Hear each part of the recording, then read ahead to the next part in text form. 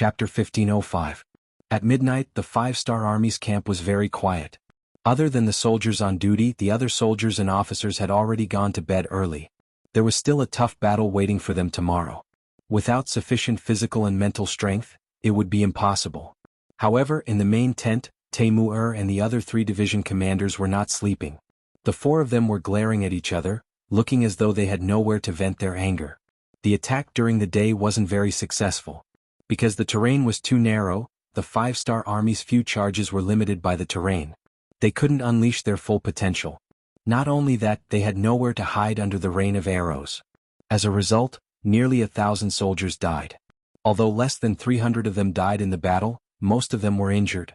Moreover, they could still return to the camp after treatment. However, to the world's #1 cavalry army, this was still a big blow. 40,000 against 30,000. They had the advantage in numbers and even launched a surprise attack. However, they didn't win the battle and even lost many soldiers. No matter how one looked at it, this was a humiliation.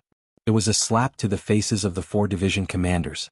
The 4 division commanders, who were always chatty when they gathered together, fell into silence for the first time. They didn't even inform Tian Hu of this news. Otherwise, who knew what kind of thunderous roar they would face? Every division commander would have to bear a punishment first. This time, it could be said that the 4 division commanders had disgraced the invincible and undefeatable #1 cavalry army. What made the 4 division commanders even angrier was that tomorrow's attack wouldn't be too smooth. They knew that there was no way to retreat. If the enemy fought with their backs to the wall, even if they won in the end, they would have to pay a heavy price. They had the advantage in numbers but still had to pay a heavy price. This was something the 4 division commanders couldn't accept. Of course, it wasn't that there wasn't a better way. For example, they could surround the enemy and not attack. After a long time, the enemy would have to surrender when they ran out of food and water.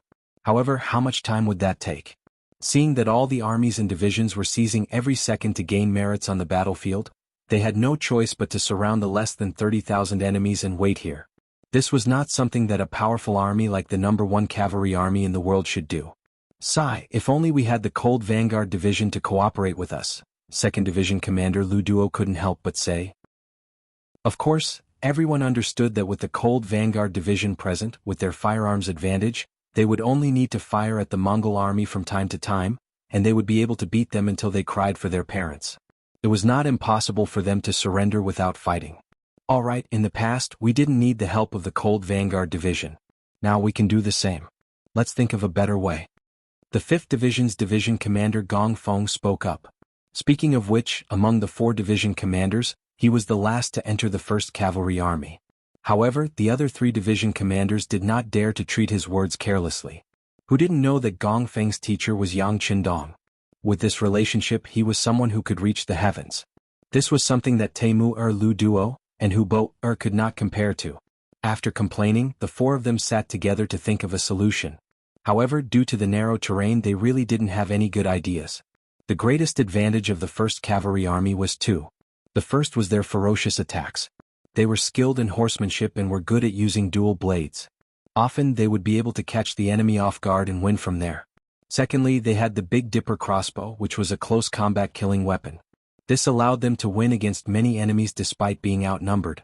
However, no matter which one it was, they needed to be in close combat with the enemy to be able to display their advantage. Once they were restricted by the terrain, their battle strength would be greatly reduced. This was also the reason why the 4 division commanders had such a headache. Sigh, if only the enemy would surrender. 1st Division Commander Taimur scratched his head and said with a silly look. His words also attracted the laughter of the other 3 teachers, which eased the originally oppressive atmosphere a little. However, everyone knew that it was impossible for the enemy to surrender. At least now was not the time for the enemy to see their true strength. Moreover, Harsenhan was still the great Khan of a country. How could he choose to surrender when he was not completely defeated? Unless it was a mutiny? Reporting. Just as the 4 division commanders were laughing and racking their brains to come up with a solution, the voice of the guard outside the door rang out. Reporting to the 4 division commanders. A person who claims to be Wanyan Hong broke into the camp and has been caught by our soldiers. However, he said that he wants to see the great general here. Broke into the camp? What do you mean? The 4 division commanders looked at each other. In the end, it was Gong Feng who made the decision. Bring him in. In a short while, Wanyan Hong, with his hands tied behind his back, walked into the tent under the watch of two 5-star army soldiers. He saw the 4 division commanders sitting side by side. The moment he entered the tent, Wanyan Hong, who had been silent the entire time, immediately shouted, "What are you all doing? Is this the treatment for those who voluntarily surrender? If that's the case, then you can kill me." Wanyan Hong said preemptively. He wanted the teacher to snatch the person away. Only then would he be able to take the initiative in the following conversation. However, it was a pity that facing the 4 division commanders who had walked out of a mountain of blades and a sea of flames, their powerful auras still scared him, causing his body to tremble uncontrollably. All of this was clearly seen by the 4 division commanders. They knew that Wanyan Hong was trembling out of fear, but Gong Feng and the other 3 division commanders didn't take the initiative to expose him. This was because they were also very curious. What was Wanyan Hong doing here at this time? What did he mean by taking the initiative to surrender just now? Come, untie him and give him a seat. Gong Feng spoke on behalf of the 4 division commanders. The 2 guards weren't worried that Wanyan Hong would play any tricks. Which of the 4 division commanders in front of them wasn't a match for 100 or 1,000 men? Why would they worry about a surrendered general who didn't have a weapon? Immediately, the ropes were untied and a chair was placed in front of him. Even though he was still a bit scared, Wanyan Hong still forced himself to be calm and sat on the chair. Following that, his gaze swept across the faces of the 4 division commanders. The 2 guards had already retreated, leaving only 5 people in the large tent. In a situation where no one spoke, the atmosphere was a bit frighteningly quiet. This was especially true for Wanyan Hong. When he felt the pressure from the 4 division commanders who were filled with killing intent, it was impossible for him to pretend to be calm. Large amounts of sweat began to flow out from his forehead. Even though the weather at this time didn't exceed 10 degrees at night, Wanyan Hong still felt his body heat up and his heart was fluttering. Just when he felt that he couldn't withstand this aura anymore, Gong Feng spoke. It was as if a blazing sun shone on his body in the cold winter, causing him to feel warmth all over his body. "You're called Wanyan Hong? Don't be nervous. What did you mean by surrendering?" "Oh, this little one is called Wanyan Hong. I'm the personal guard captain of General Dexy sent by the Kazakh Khanate. This time I came here to..." Wanyan Hong repeated what he had wanted to say in his heart. At this time he still kept a secret. He only said that if he surrendered, would the 5-star army accept them and how they would be treated. He didn't say that he had already controlled General Dexy and Harsenhan from the Ilkhanate. Wanyan Hong wasn't sure if the 5-star army would accept his surrender. If they couldn't accept it, then he would just fight. His principle was that if someone didn't let him have an easy time, then he wouldn't let them have an easy time either. Wanyan Hong's tone was probing. When the other 3 division commanders heard this, they all revealed an impatient expression. They thought that Wanyan Hong was negotiating with them. How could the world's #1 cavalry army allow a defeated army to negotiate with them? On the other hand, Gong Feng gave the other 3 division commanders a look to calm them down. Then he laughed and said, "Wanyan, it should be a big surname. I wonder if General Wanyan Hong is related to it?" It had to be said that this was the benefit of studying. Gong Feng was Yang Qindong's student, so he naturally knew a lot. When he asked this question, Wanyan Hong's body shook and he lowered his head. Looking at this scene, Gong Feng's intuition told him that Wanyan Hong should be related to the Wanyan clan. He laughed and said, "What? Is there something that you can't say?" "Oh no. Since the general has asked, there's no harm in telling you. Actually, my ancestor is the Wanyan clan. We were defeated by the Kazakh Khanate and became their captives. Because my performance was good, General Dexy took a fancy to me and appointed me as the captain of the Kazakh Khanate." When Wanyan Hong spoke of this, he could clearly feel the heaviness in his heart. Although it was summarized in 2 simple sentences, he must have experienced a lot of things. Moreover, it should be very sad. When he heard this, Gong Feng's expression became better. His intuition told him that this should be a breakthrough that would greatly benefit their following work. "Oh, so it's like this. It seems like we have more things to talk about with Brother Wanyan. At least we have the same enemy, right?" "The same enemy?" Wanyan Hong's face was filled with confusion. "Yes, the Kazakh Khanate is our common enemy. If you are willing, we can help your Wanyan clan take revenge." Gong Feng nodded solemnly and said, "At that time, as long as we break through the Kazakh Khanate, we can save your suffering clansmen and return them their freedom. At that time, you, Wanyan Hong, will be the benefactor of the entire Wanyan clan, hehe. Of course, if you want us to do this, you have to show some sincerity. For example, help us deal with the enemies in front of us. Chapter 1506. When Wanyan Hong heard that he would be the benefactor of the Wanyan clan, he was stunned. He didn't even hear what Gong Feng said next. He only knew that the five-star army was willing to return the freedom of the Wanyan clan after destroying the Kazakh Khanate. This was what all the Wanyan clan members wanted the most. Previously, he chose to betray General Kashi's order because he didn't want to die here. His Wanyan clan was still in deep trouble. If he couldn't save them, he wouldn't be able to die in peace. Although this goal was far away and he might not be able to accomplish it even if he survived, at least he was still alive. He could work hard for this goal and there was still hope. He didn't expect that this hope would become reality so easily. How could Wanyan Hong not be excited? How could he not do his best for the five-star army to attack the Kazakh Khanate? Brother Wanyan, did you hear what I said? What do you think? Gong Feng looked at Wanyan Hong for a long time. Wanyan Hong didn't say anything. Instead, tears flowed from the corners of his eyes. Gong Feng couldn't help but urge him. Oh, I agree to all the requests of the five-star army. As long as they can save our Wanyan clan members, I will do anything. Alright, I have already controlled General Kashi, Harsenhan, and the others. Now, we just need to wait for the five-star army to come and take them. Alright, I also know of a small path that leads to the Kazakh Khanate's capital. It was a path that our Wanyan clan members often took. Other than us, no one else knows about it. After Gong Feng said that he could help the Wanyan clan, Wanyan Hong completely fell. He told them everything that he knew, and the four teachers were all very excited after listening to him. Just a moment ago, they were still having a headache about how to deal with the 30,000 enemies in front of them with the smallest price. Now, not only was this problem solved, the direction of their campaign was also pointed out. For a moment, the four division commanders couldn't help but laugh. Herat City. In the capital of the Timur Empire, Great Khan Amur was furiously cursing Harsan Khan's stupidity. At this time, Khan Amur still didn't know that Harsan Khan had already become a captive of the five-star army and had been betrayed by his own people. All his attention was now focused on the crisis in front of him. Ever since he took over the position of Grand Khan of Timur from Abu Said Mirza, Amur had wholeheartedly wanted to strengthen the Timur Empire, and this was his lifelong goal. However, some goals were easier said than done. It had to be said that Amur had a clever side to him. In order to achieve this goal, he had intentionally pretended to be unambitious. He had even turned a blind eye to the conflicts between the other nearby Khaganates, giving others the impression that he was a man who ruled without doing anything and had no ambition. In fact, he just wanted to use this method to reap the benefits. Seeing these Khaganates fighting in a group, consuming their own strength, and once they were seriously injured, it would be time for him to open his bloody mouth and seize the fruits of victory. This was what he thought and did. Recuperating and building up strength was only for the sake of accumulating strength.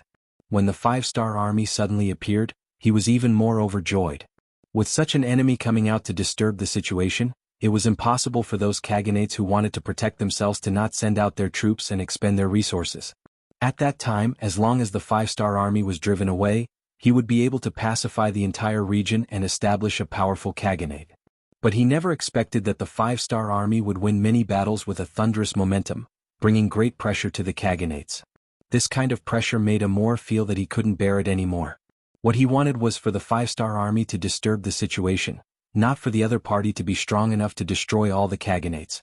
If that was the case, how could he achieve his goal? Gradually, Amur discovered that the five-star army had become his #1 enemy. He had no choice but to change his strategy and began to unite more Khaganates to face this powerful enemy together. For this reason he felt pity for the two battlefields on the east and west. For this reason he sent 50,000 cavalry to each side of the battlefield. But even so, the situation on the battlefield was still not optimistic. They could only barely block the attacks of the five-star army. Thus he placed all his hopes on Harsan Khan. He believed that in order to protect his Ilkhanate from being destroyed, he would definitely use as much strength as he could.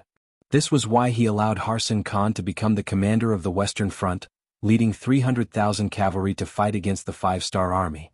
Before the war, Amur still held a rather optimistic attitude. No matter what, they still had the home advantage. As long as they could fight a war of attrition with the five-star army, after a long time, the other party would definitely retreat without reinforcements and logistical support. At that time, the other party would have failed once and it would be even more difficult for them to enter this territory again. Perhaps they wouldn't be able to carry out a second expedition in their lifetime. In that case, he would be able to carry out his plan of annexing the various Khanates and strengthening the Timur Empire. With 300,000 against 400,000, and with the defensive position and the advantage of being the host, the result of this war could be predicted. Just as Amor was looking at all this with optimism, bad news came one after another. First, the 5-star army fought 100,000 against 100,000, entangling his main force. Next, the 5-star army fought 30,000 against 100,000 and won, driving away Harsan Khan's troops, shocking many people. Then, the Norman Khaganate was destroyed by the 5-star army through a sneak attack. This made Amor extremely shocked. He could not figure out how the 5-star army did it. And now, an even more severe test was placed in front of him. The 5-star army actually changed the direction of their advance and headed straight for his Timur Empire. As the most powerful existence among the Khaganates, the Timur Empire was located in the middle of all the Khaganates. This was their advantage. They could suddenly dispatch troops to attack any Khaganate at any time. But at the same time, it was also their disadvantage. They could dispatch troops to attack from any Khaganate.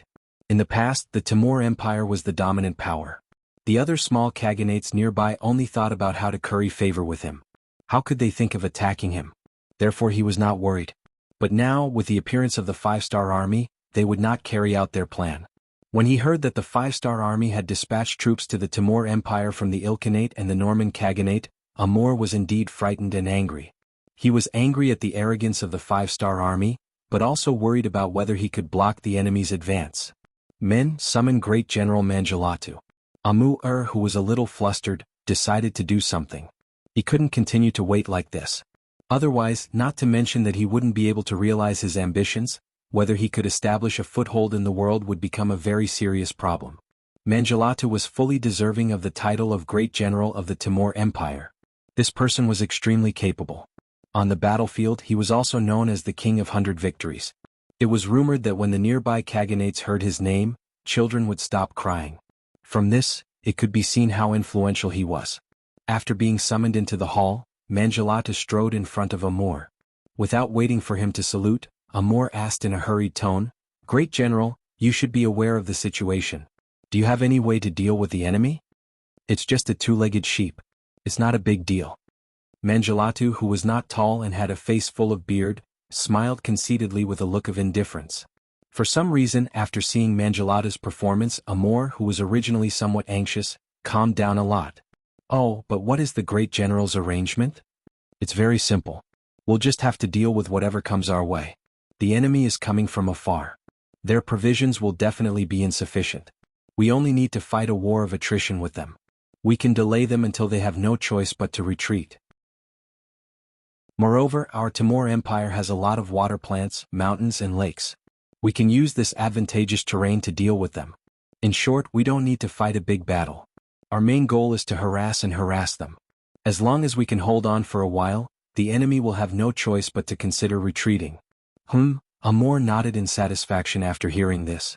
However, he felt that the other party had not finished speaking, so he asked tentatively, "But I wonder if there are any other methods?" "Of course there are, Great Khan. We can send people to contact Bangladesh and provide them with gold and silver. Let them send troops to harass the rear of the 5-star army. When the rear is on fire, the 5-star army will not be able to fight a war of attrition with us here. At that time we can divert the trouble and stabilize the situation." Manjalatu's face was full of confidence. Obviously he had already prepared for this. "Good, haha, this Khan has the Great General's help. It's just a two-legged sheep. What is there to fear? So, the 250,000 cavalrymen in the country will all be handed over to the Great General. This Khan will wait for the good news of the Great General's victory." Amor laughed and handed over the military power. Over the past few years, the Timur Empire had prepared a total of 350,000 cavalrymen, which was definitely a powerful force. Even when the Golden Horde was at its peak, the Timur Empire still couldn't compare to it. They still had to rely on the Sherkas people and the Alans to fight against the 5-star army. Just from this aspect alone, the Timur Empire was clearly a bit more powerful.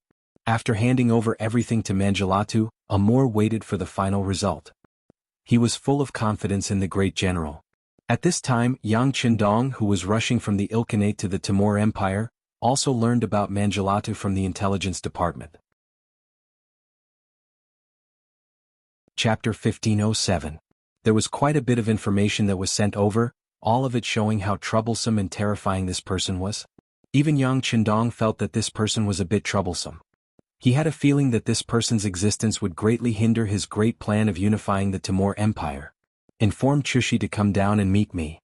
After Yang Qindong threw down these words to Badao Jiang, who was accompanying him, he continued to look through all of the information related to the Timur Empire in his hands. He was considering a suitable path of advance. Right now, it wasn't only their army that was rushing towards the Timur Empire.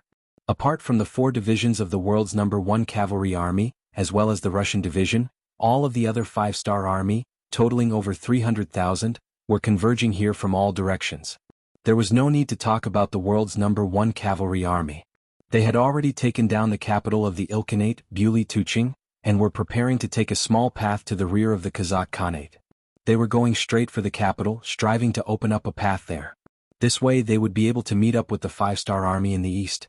Once this matter was accomplished, it would be the same as opening up an important path for supplies. This would play a decisive role in prolonging the army's ability to fight. Even Yang Qindong didn't think that Tianhu's #1 cavalry army would do this. When he received the telegram, he was excited for quite a while.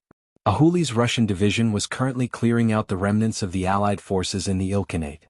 After several battles, the Allied forces could be said to have suffered successive defeats. The original 300,000 Allied forces were now reduced to less than 60,000. Ahuli, this valiant general, took responsibility for this matter. It had to be said that he was worthy of being someone who had once been a great Khan. He really did have a way of leading troops. According to the telegram, Ahuli had already fought against the Allied forces of the Ilkhanate 8 times, and suffered defeat once. Apart from these 2 armies, Yang Qindong had mobilized all of the forces he could currently mobilize. From this, it could be seen how much importance he attached to the Timur Empire. It could also be said that once the Timur Empire was taken down, the so-called Khanate alliance would be disbanded. What followed would be encirclement and suppression.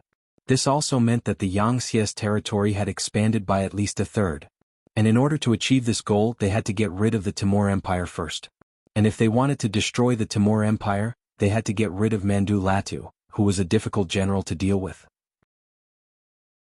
Otherwise, if the army was really exhausted here and the provisions couldn't be transported up in time, once summer passed and winter came, they would only have one path left, which was to retreat. This also meant that all their previous efforts would be ruined in an instant. This was not something Yang Qindong could accept. In order to prevent things from developing in this direction, he had to attack fiercely and try to take down the Timur Empire in the shortest time possible. The Timur Empire's environment and landscape were very complicated. There were many deserts, and there were very few places that were suitable for cavalry to fight. It was completely different from the time when they were dealing with the Golden Horde, where both sides appeared in a decisive battle. That was how they achieved victory in the shortest time possible. Shaking his head, he carefully looked at the map and some information, but he could not find a place or opportunity for the decisive battle. Yang Qindong could not help but sigh. It seems that we can only push forward slowly. I hope that Tianhu and the others can succeed and join forces with the East Army to solve the urgent need for provisions. In the 15th century, most of the land of the Kazakh Khanate was separated from the Golden Horde and became part of the Uebi Khanate. Later, some tribes broke away from the Uebi Khanate's rule and were called escapees, or escapees, and gradually formed the Kazakh people. The Kazakh Khanate's territory was inhabited by nomadic Turkic people. It was because of this that they were a people that could fight and were also a people that liked to fight. The capital, Akamo, was also built more than a decade ago. Although it was called a city, it was actually just a slightly larger market. There were some walls made of earth around the city. They were not high, only about 1 zhang high. In the end, it was just for show. Because if a war really broke out, they did not expect to rely on these walls to defend anything. At that time, they would rush out on horseback with all of their belongings. This also allowed them to move faster. Unless they were completely surrounded, it would be very difficult to eliminate them. It was because of this that the 5-star army on the East Front could not find the main force to engage in a decisive battle. More often than not, when they received the news, they would rush over empty-handed. In the end, they could only move forward bit by bit and were unable to join forces with Yang Qindong on the West Front. Relying on this kind of fast-moving method, the Kazakh Khanate's Jainurbek Khan was not afraid of the 5-star army's attack. As long as he received the news, he would immediately leave. When the other side missed, he would consider cutting off the 5-star army's supply line, thus forcing the other side to retreat and give up the territory that they had just occupied. This kind of strategy gave the 5-star army an endless headache. Before they could eliminate the other side's strength, it was impossible for them to occupy those so-called earth walls. This was because unless they were heavily guarded, they would face the other side's counterattack at any time. Thus, there was the possibility of being swallowed up. This was the biggest problem in dealing with the Kazakh Khanate. The 5-star army had outstanding bravery and elite cavalry, but they were still unable to deal with the other side. And all of this would change with the appearance of the 1st Cavalry Division led by Tian Hu. With Wang Yanhang's help, the more than 40,000 brave warriors of the 1st Heavenly Cavalry Army set out from the Ilkhanate's capital, Tabuli Tuching, making a detour around the Timur Empire's territory, quietly cutting into the Kazakh Khanate's rear. Wang Yanhang was worthy of being a descendant of the Wanyan clan. He was extremely familiar with the situation in this area. The path that he pointed out was indeed unknown. Along the way they didn't encounter any traces of enemies. According to what he said, they would be able to enter the Kazakh Khanate's territory in at most half a month. Then they would be able to reach Akimo City in 10 days. Then they would be able to secretly deal a fierce blow to Janibek Khan and eliminate as much of the other side's strength as possible. The next 25 days would be the most crucial period. Their tracks absolutely couldn't be discovered. For this reason, Tian Hu took the initiative to send a telegram to Yang Qindong, requesting the 6th young master's help and cooperation. This was because apart from being discovered by the Kazakh cavalry, Tian Hu was also worried that they would be discovered by the Timur Empire's cavalry. After all, that Mandaratl wasn't a good person.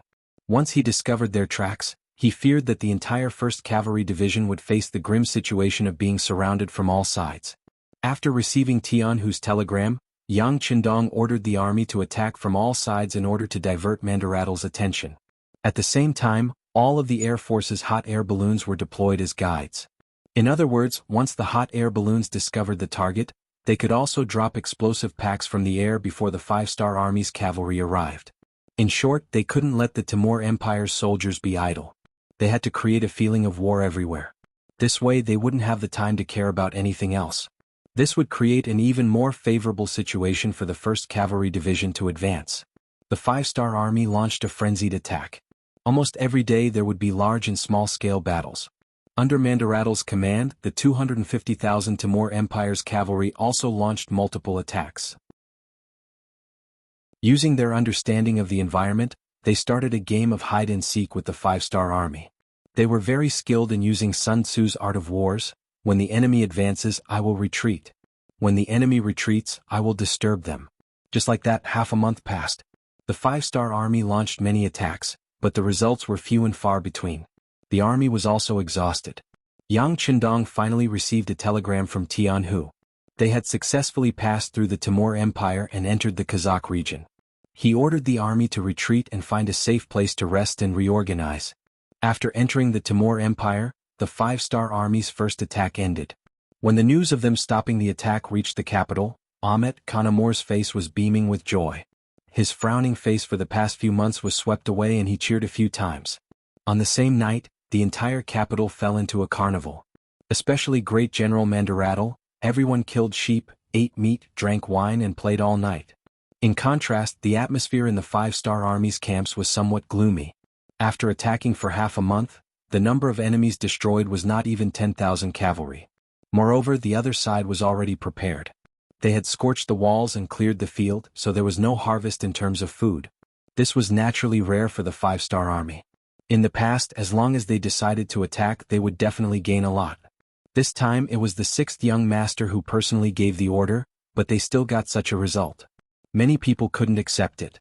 In the end, they could only comfort themselves with the excuse that even immortals would take a nap, and the 6th young master wouldn't be too difficult. Beta Persei had already returned to Yang Qindong's side with the Black Cavalry. In the past half a month he had been tormenting himself a lot, but unfortunately he couldn't touch the enemy's main force at all. When he finally found the enemy's figure, the enemy would drill into the mountains, making it impossible for him to chase after them.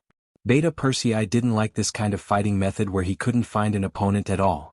In the end, he had no choice but to return to Yang Qindong's side. As soon as he returned, he heard the voices of the soldiers below. There were actually people who dared to doubt the young master. This was something that Beta Persei couldn't tolerate. He secretly called Qiu Vi Dao Xiao Ba Dao Jiang and the other leaders of the Black Cavalry, and asked them to find those who were suspicious. He wanted to teach a few of them a lesson and punish them according to the law. But for some reason Yang Qindong found out about this matter.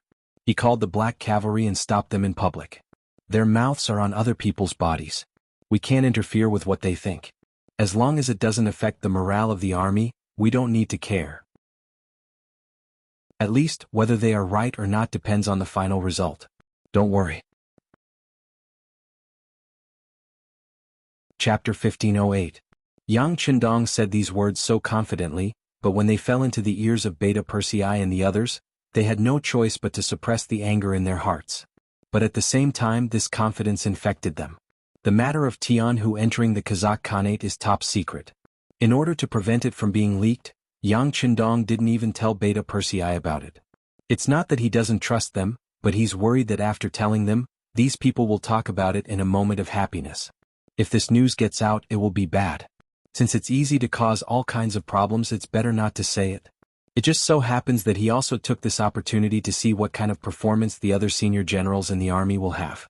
If someone is full of complaints because of a moment of dissatisfaction, or even has other ideas, it's tantamount to a pleasant surprise, and he can get rid of such a black sheep. For this reason, a total of 120 intelligence personnel were secretly sent to the various armies and began to investigate the reaction of all sides. Time passed day by day like this. 4 days later, outside the general's mansion in Herat City, Chuishij came with 2 jonins to collect some things. Before the war began, they were sent here to carry out the decapitation operation and get rid of the great enemy Mandaratu. But from the moment he received this task, Chuishij knew that this task is not easy to complete, or even impossible to complete. However, even though he knew this, he still had to come because this was Yang Qindong's intention. No matter what kind of thoughts this Han held, since he had spoken, he had to carry it out. Just like Yang Qindong never believes in aliens, Chuishij also doesn't completely believe in Yang Qindong. Although all the training costs are now paid by Yang Qindong, in fact the two sides are more of a cooperative relationship. After all, ninjas have been taught for hundreds of years. In their bones, the Japanese Empire is their home, their root. Now they have to live for the people who once destroyed their roots, which is a bit unacceptable from a psychological point of view. On this point, not only was Chushi aware of it, he believed that the other 2 special ninja brothers, Kitamura and Yui Suzuki, were also aware of it. The 3 of them had made a lot of preparations for this. For example, they had secretly accumulated money and made all sorts of preparations to leave the 5-star army. It had to be said that in some aspects Yang Qindong was very generous. In order to make the ninjas work for him, any materials they request every month will be fully satisfied. Every time he was able to save 20%, it was not a small fortune. Over time he had accumulated quite a lot over the past few years. Just as he was about to become independent, Blowing Stone received the order to be transferred to the front lines. Because he wasn't fully prepared, Blowing Stone had to say goodbye to his 2 brothers and come here. The last time he was ordered to protect Yang Qindong, Blowing Stone wanted to see if he could use Ivan to kill Yang Qindong. Unfortunately, Ivan was an impulsive young man, he wasn't fully prepared. Blowing Stone thought that even if he wanted to go easy on Yang Qindong, he wouldn't be able to hurt Yang Qindong. This is because they know that in terms of individual combat power, King Wunan of Damyang is even more abnormal. Although they have never seen him in action, they heard that even the strongest black cavalry can't be his opponent. This can be seen from Yang Qindong's disappearance and the defeat of Yeshin's 30,000 Walla army. This person clearly has a backup plan, in other words he doesn't fully trust him. Thinking about how he almost believed that this was a good opportunity to make a move, Blowing Stone couldn't help but break out in a cold sweat. Of course, Blowing Stone didn't know that the reason why Yeshen lost was because he lost to Daikara, not because Yang Qindong was prepared. Not knowing the truth, Blowing Stone thought that he didn't have Yang Qindong's trust at all. Because of this, he also had other thoughts about this mission.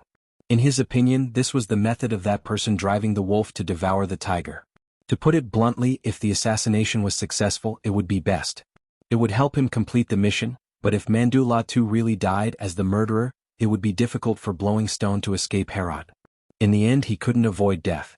On the other hand, if the assassination didn't succeed, it would be difficult for him to escape. In the end he would still die.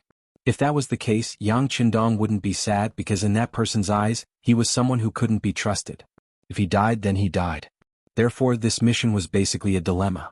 If he made a move he would die, but if he didn't he would be disobeying orders. Death was the only option, and this feeling made Blowing Stone very uncomfortable. He couldn't help but think of that person, the person who secretly contacted them. Maybe he should consider cooperating with that person, at least the result can't be worse, right? If their leader wasn't Yang Qindong, then Blowing Stone wouldn't have so much pressure. Others can't control his own fate.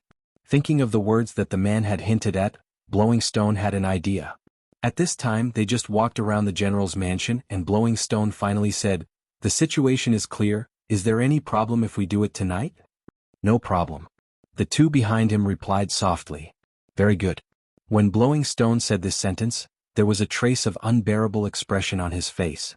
Once the fight starts, these two ninjas who have followed him for many years won't live past tonight. But even if he knows this, he can't say anything. Just like how Yang Qindong doesn't easily trust others, he also doesn't dare to trust the ninjas under him. Who knows if they have been bribed by Yang Qindong all this time? Ninjas often choose a dark and windy night to make a move, which is more conducive to their actions. Tonight is a good night because of the clouds, there is no moonlight. And this is a good opportunity for the ninjas to show their strength. In the general's mansion, Mandu Latu was standing in front of the map in his study. Others are immersed in the great joy of defeating the 5-star army at the moment, but as the commander of the army, he didn't get carried away by the victory. Speaking of which, in this half-a-month's battle, the Timur cavalry did not gain any advantage. Instead, they lost more than 8,000 cavalry. On the contrary, according to the information they received, they only killed less than 1,000 soldiers of the 5th Astral Corps. This is a complete defeat. It was only because the 5-star army had become a scourge in everyone's eyes. Therefore, in many people's eyes, if they could stall the 5-star army until they couldn't win, it would be their victory. That was why there was this celebration. This battle made Mandu Latu more aware of the strength and sharpness of the 5-star army. But at the same time, it also made him feel that something is wrong. He had studied the past of the 5-star army before. This was an army that always had a clear goal when they attacked. Why would they fight randomly this time? The battle that had lasted for half a month seemed to be completely random. Even if it was him, he wouldn't command such a chaotic battle. At least, they would try to test it. For example, if a lone army went deep into the capital to see if there's an opportunity to take the head of a general and so on. But the 5-star army didn't do this at all, they just kept attacking, retreating, and advancing. This made Mandu Latu very puzzled, and he began to reflect on whether he missed something. Or the reason why the 5-star army did this is to hide something. But what are they trying to hide? This is the so-called abnormal thing, there must be a demon. The 5-star army doesn't play by the rules, this is what Mandu Latu can't figure out. And if he can't figure out the situation of the other side, then it's not impossible for him to suffer a loss, or even die. Standing in front of the map, Mandu Latu didn't move for a long time, he was still thinking about any possibilities. He didn't believe that the commander of the Ras Principality who defeated the Golden Horde would make such a stupid move and attack without a goal. Often, the more aimless the attack, the more likely it is that he is carrying out a secret plan. But what is this plan? On the map, Manjilatul slowly moved. Unconsciously, he looked at the Kazakh Khanate to the northwest of the Timur Empire. He seemed to have thought of something. His hand involuntarily moved towards that direction on the map. Assassins, protect the general. It was at this moment that a sudden voice broke Manjilatul's train of thought, causing his original inspiration to disappear completely. It was completely disrupted by the shouts outside the door, and it disappeared without a trace. Outside the door, the ninjas finally made their move.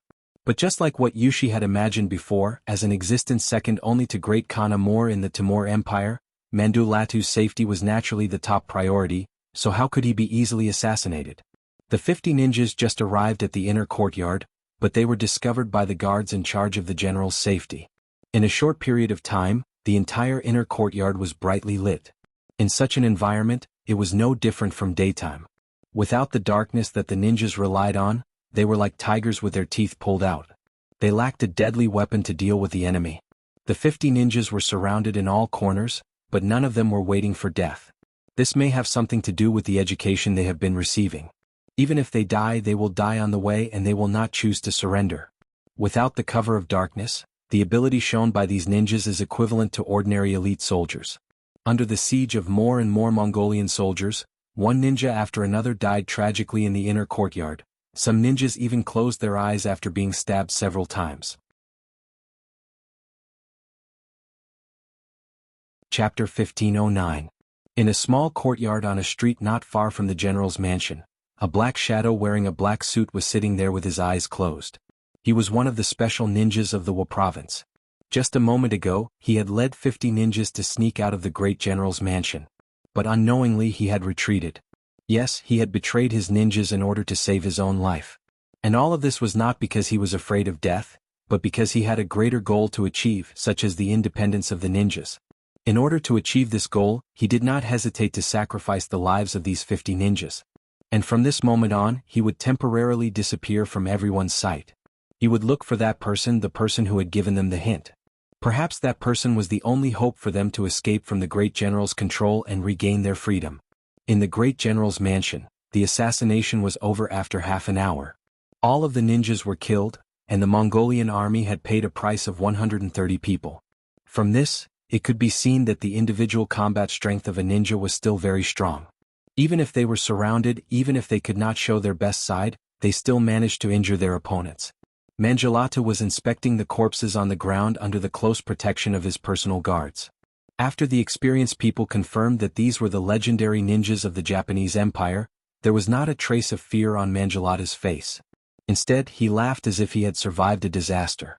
He finally figured out why the 5-star army had done so much useless work for half a month. It turned out that this was their purpose. It was to make him relax his vigilance and create an opportunity for these ninjas. Fortunately, he had always been careful and cautious, so he was spared. As if he had finally figured out the matter, Mangelata's face was full of a sense of relief. He wanted to see what tricks the 5-star army had up their sleeves. At the same time, he wanted to hang the corpses of these assassins on the city wall.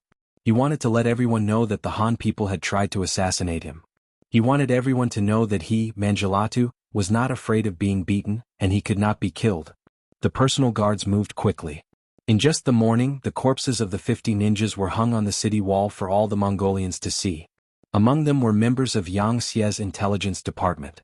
They quickly sent the news back by telegram and asked for instructions on what to do next. Yang Qindong was not surprised when he heard the news. If Mangelatl could be killed so easily, then he wouldn't be worthy of being the 5-star army's opponent. Let them investigate. Check all the deceased and record their appearances and specific numbers. They are all heroes. If they have family members, they should be compensated generously. This matter seemed to have passed just like that.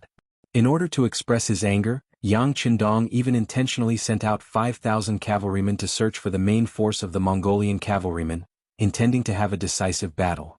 Unfortunately, even though Manchurata was prepared, he still couldn't find anything. On the other hand, the 5-star army didn't dare to advance too far due to the lack of food. In the end, they had no choice but to retreat. Along the way from the Golden Horde, they had already used up 70% of the food they brought. With less than 30% left before new food arrived, it was impossible for the army to advance without a goal. Unless they could find the main force of the Mongol army and fight them, or they had new rations to replenish their supplies, the 5-star legion could only retreat from here and find a way out. The battlefield fell into a stalemate. Mandola-tu looked at this scene silently. He even had a bold idea. Before winter came, if the 5-star army still held on and didn't retreat, he would launch a large-scale counterattack. He wanted to see what kind of fighting strength an army without food and soldiers without enough to eat could have. On the battlefield, the 5-star army's main force seemed to have fallen into a passive state. With the cooperation of Wanyan Hong, Tian, who finally brought the main force of the World Cavalry Army to the outskirts of the Kazakh capital, Akhmo. On a nearby hill, Tian, who used his binoculars and could already see the short earthen walls. He could also see many Mongolian citizens carrying out various transactions within the walls. This is the capital of Kazakh. Tian, who you asked with a hint of doubt when he saw how simple and crude everything was. In fact, it wasn't even as good as a village in Crimson City. This was of course not a question but a sigh. Wanyan Hong saw this and didn't answer this question. Instead, he lowered his head in shame. Evidently, he also felt a bit embarrassed. After all, being poor wasn't something to be proud of. Alright, don't be sad. Believe me, once the people of your Wanyan clan become the people of our Yang family, their lives will certainly become better and better. There will be earth-shaking changes. At that time, your clansmen will thank you for generations. Hehe. Feeling the change in Wanyan Hong's mood, Tian, who patted the latter's shoulder to comfort him. Then he said to the 4 division commanders who came with him, "Have you all seen the terrain clearly? Remember it well. We will have a meeting when we go back. Tonight we will launch the attack." When he said this, Tianhu also felt a bit relieved. This operation is a bit risky. Now that I think about it, I only listened to Wang Yanhong's side of the story. If something goes wrong, I'm afraid that the entire number 1 cavalry army will suffer a heavy loss. It's not an exaggeration to say that the 4 divisions and I might even lose our lives here. Fortunately, Wang Yanhong didn't disappoint him. The matter was finally completed. The target was right in front of him, and he didn't show any signs of vigilance. This made Tianhu very confident about the next attack plan.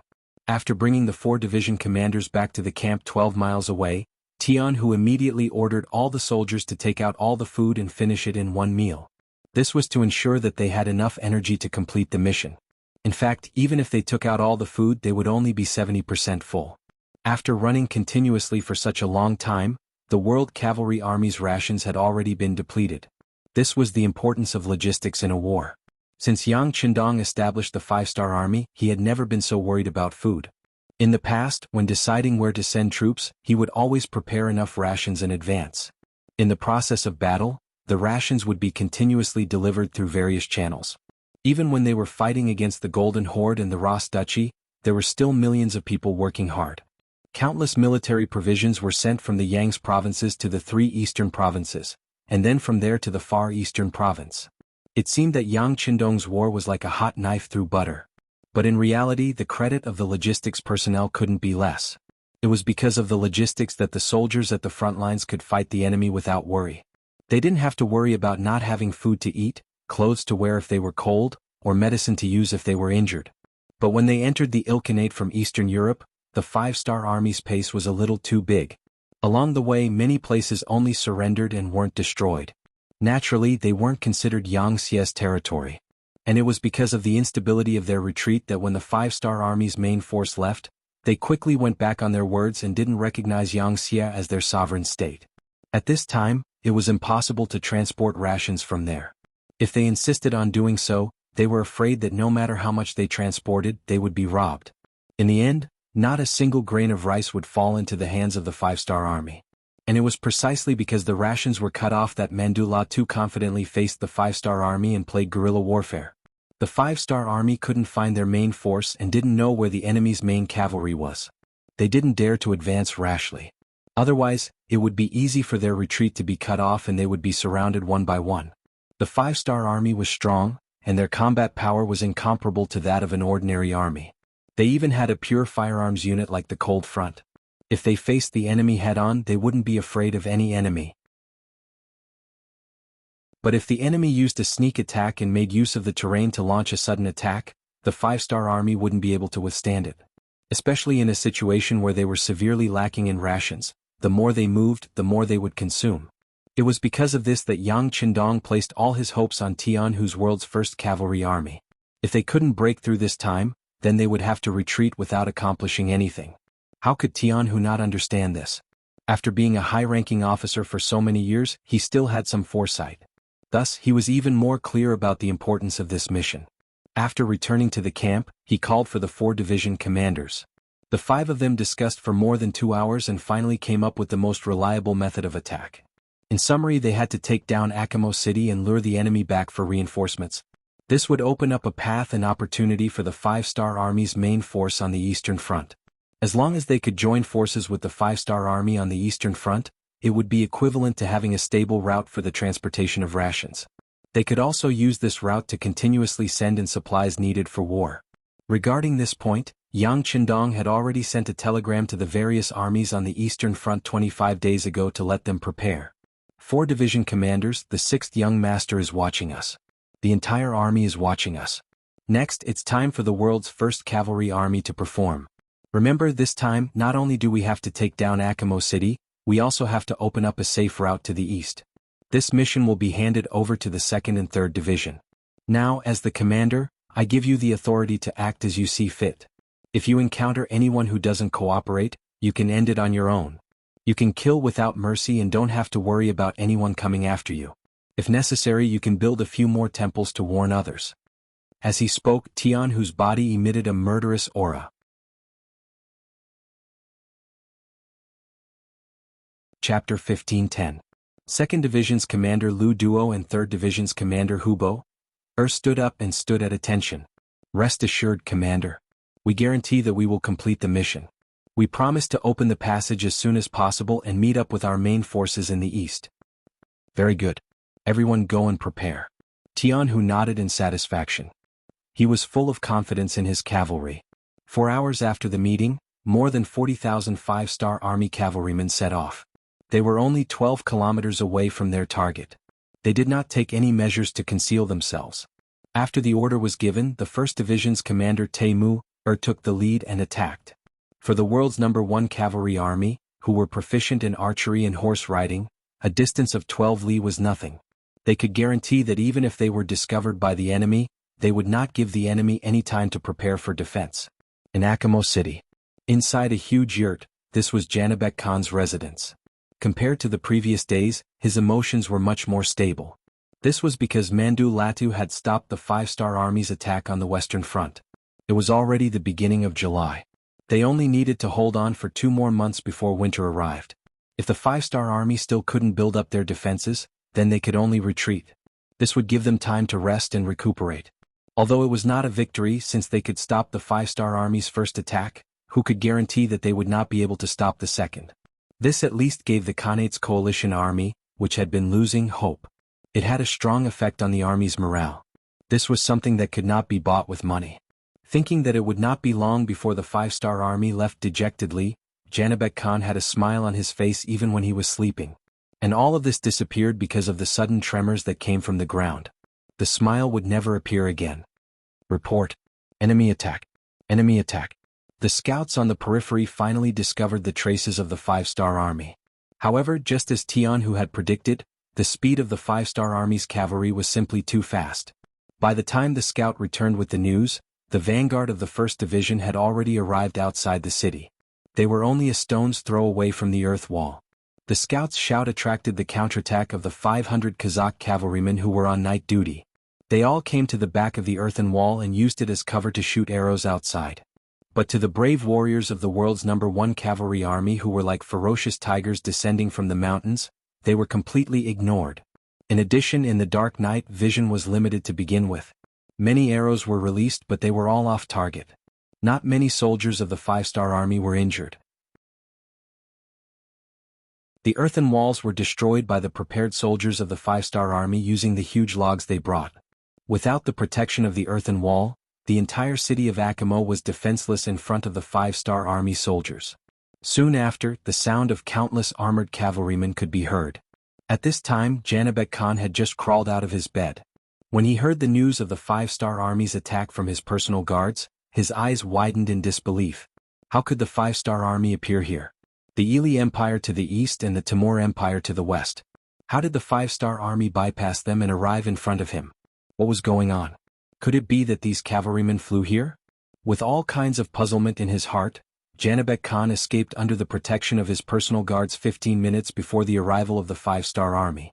Because he left in a hurry, he did not have time to take many things with him. Even his blanket still had a trace of warmth. The 1st Division's commander, Taimur, was the first to rush into the Khan's tent. When he saw that there was no one there, he strode forward and touched the blanket. He frowned and said, "It's still warm. What a pity." Even the great Khan had fled without any resistance or counterattack, not to mention the Kazakh cavalry in the city.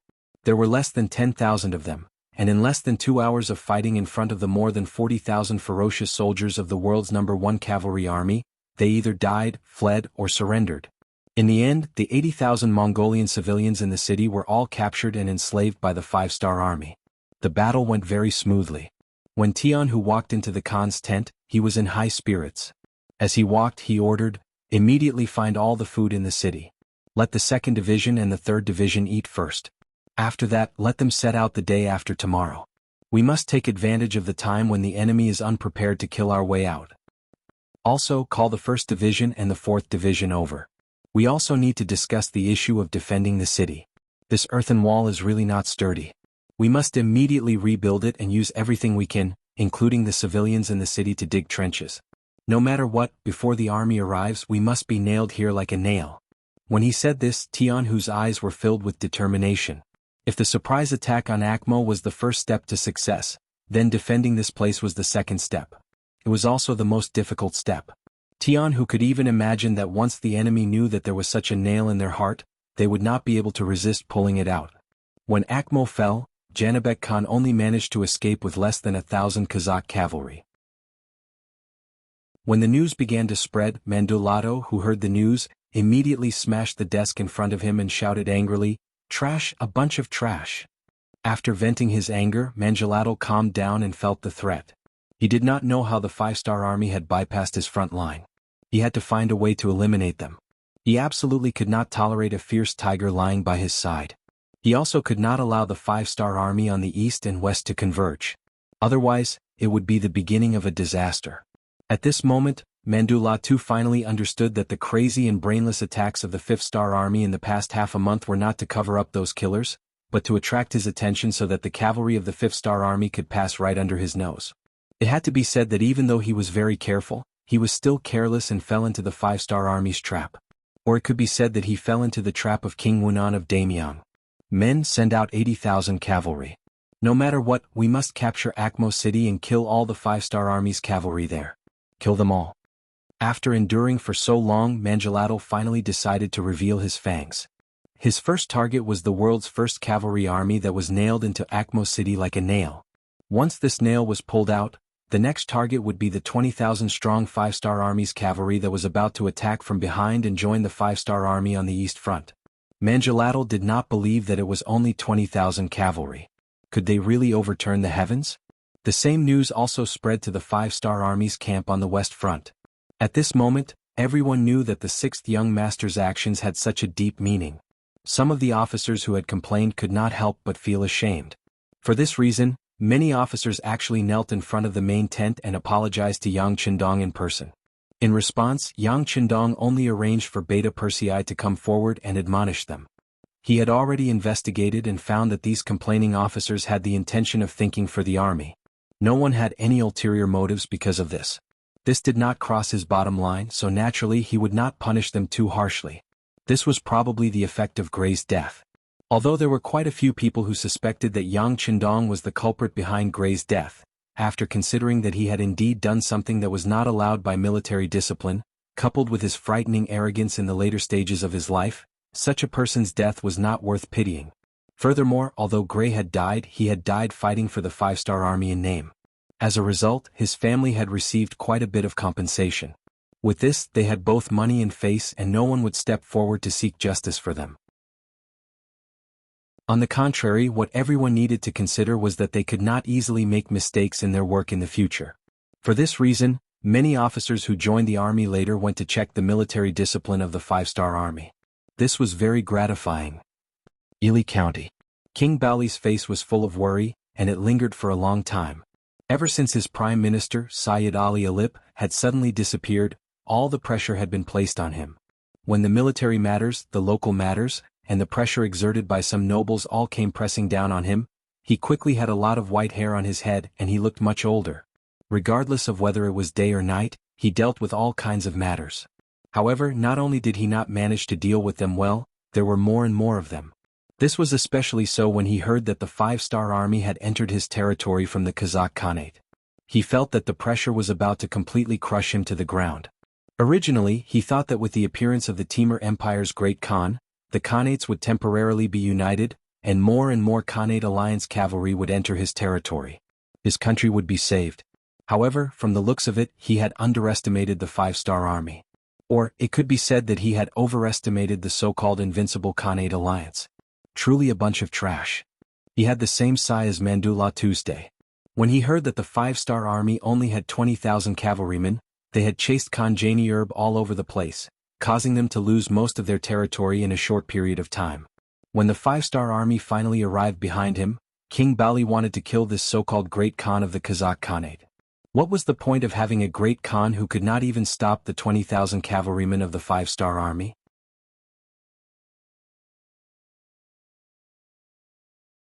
Chapter 15:11. Sighs were sighs and curses were curses. He knew that the 5-star army on the eastern front was responding to the 20,000 cavalrymen.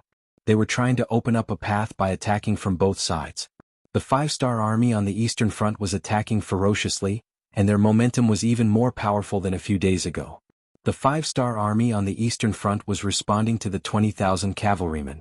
They were trying to open up a path by attacking from both sides.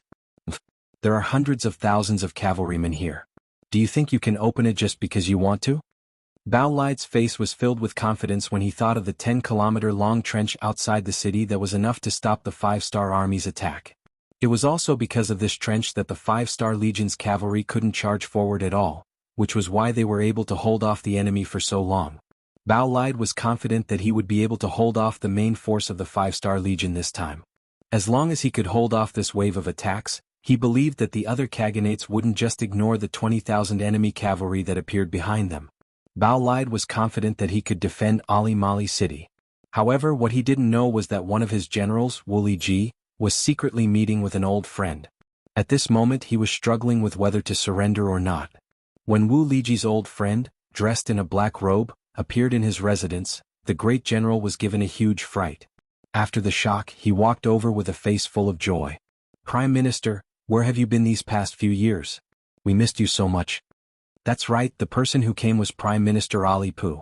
It had been almost 4 years since Yang Qindong had sent people to rob him. During this time, he had been under the surveillance of intelligence personnel. He had been to Yangtze's Chichen City, Shishir, and other provinces.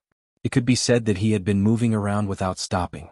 These years of traveling had greatly broadened his horizons. Just like what Yang Qindong had said when he met him secretly, his so-called governance was just child's play.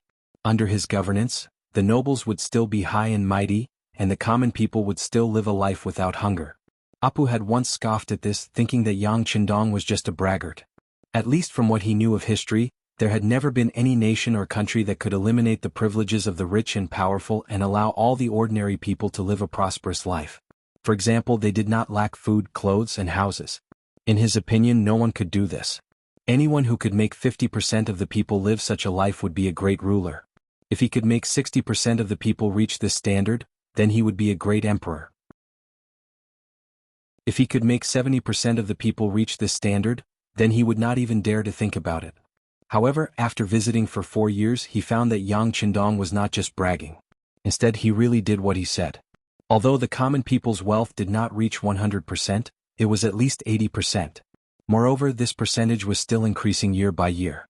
In other words, as long as they were hard-working people, dutiful people, and people who were willing to work hard, they would be able to live a prosperous life. This was something that he didn't even dare to think about before. Now, someone had actually realized it and even let him see it. This had greatly affected him. How he wished that the common people of his country could also live such a life. That way, even if he died immediately, it would be worth it. But in his heart, he knew very well that this was impossible. Not to mention other things, just the privileges of the rich and powerful were something that no one could abolish. If someone really did this, they would be overthrown by the rich and powerful. Even if he and the king worked together, they would not be able to do it. Even so, a bold idea appeared in his mind. If he could not do it, he might as well give it to someone else, such as the leader of Yangtze, Yang Qindong. After having this idea, Apu quickly shook his head, wanting to suppress it. Wasn't this the same as selling out his country? Wasn't this the same as giving his country to someone else? This was the act of a traitor. Apu wanted to suppress this sudden thought, but after it appeared, he discovered that it wasn't something he could suppress even if he wanted to. This was especially so when he visited other provinces under Yangtze. He saw many common people who had migrated from other places and lived with them.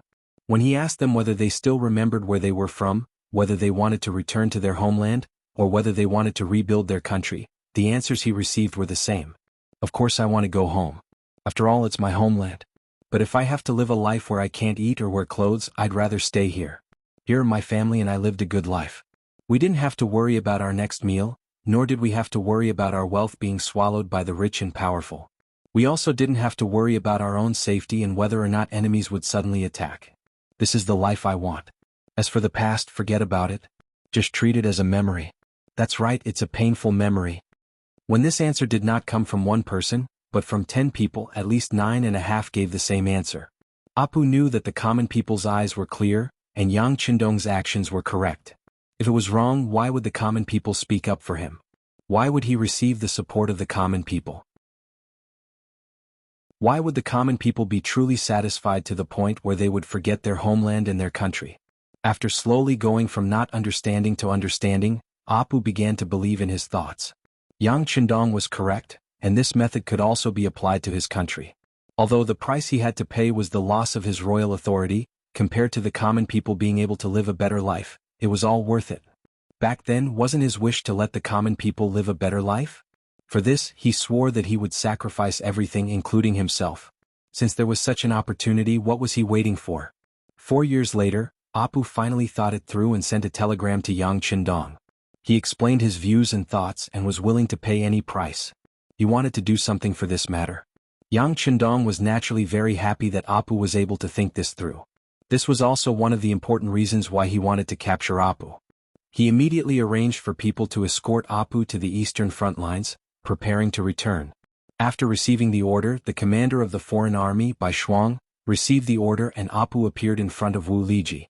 When he entered the city, even though Apu was in a carriage, he could still see the current situation of the common people through the window. Compared to 4 years ago, the common people here were even more bitter. They were all thin and sallow, and some could even be blown away by a gust of wind. Their eyes were empty and lifeless as if they were walking corpses.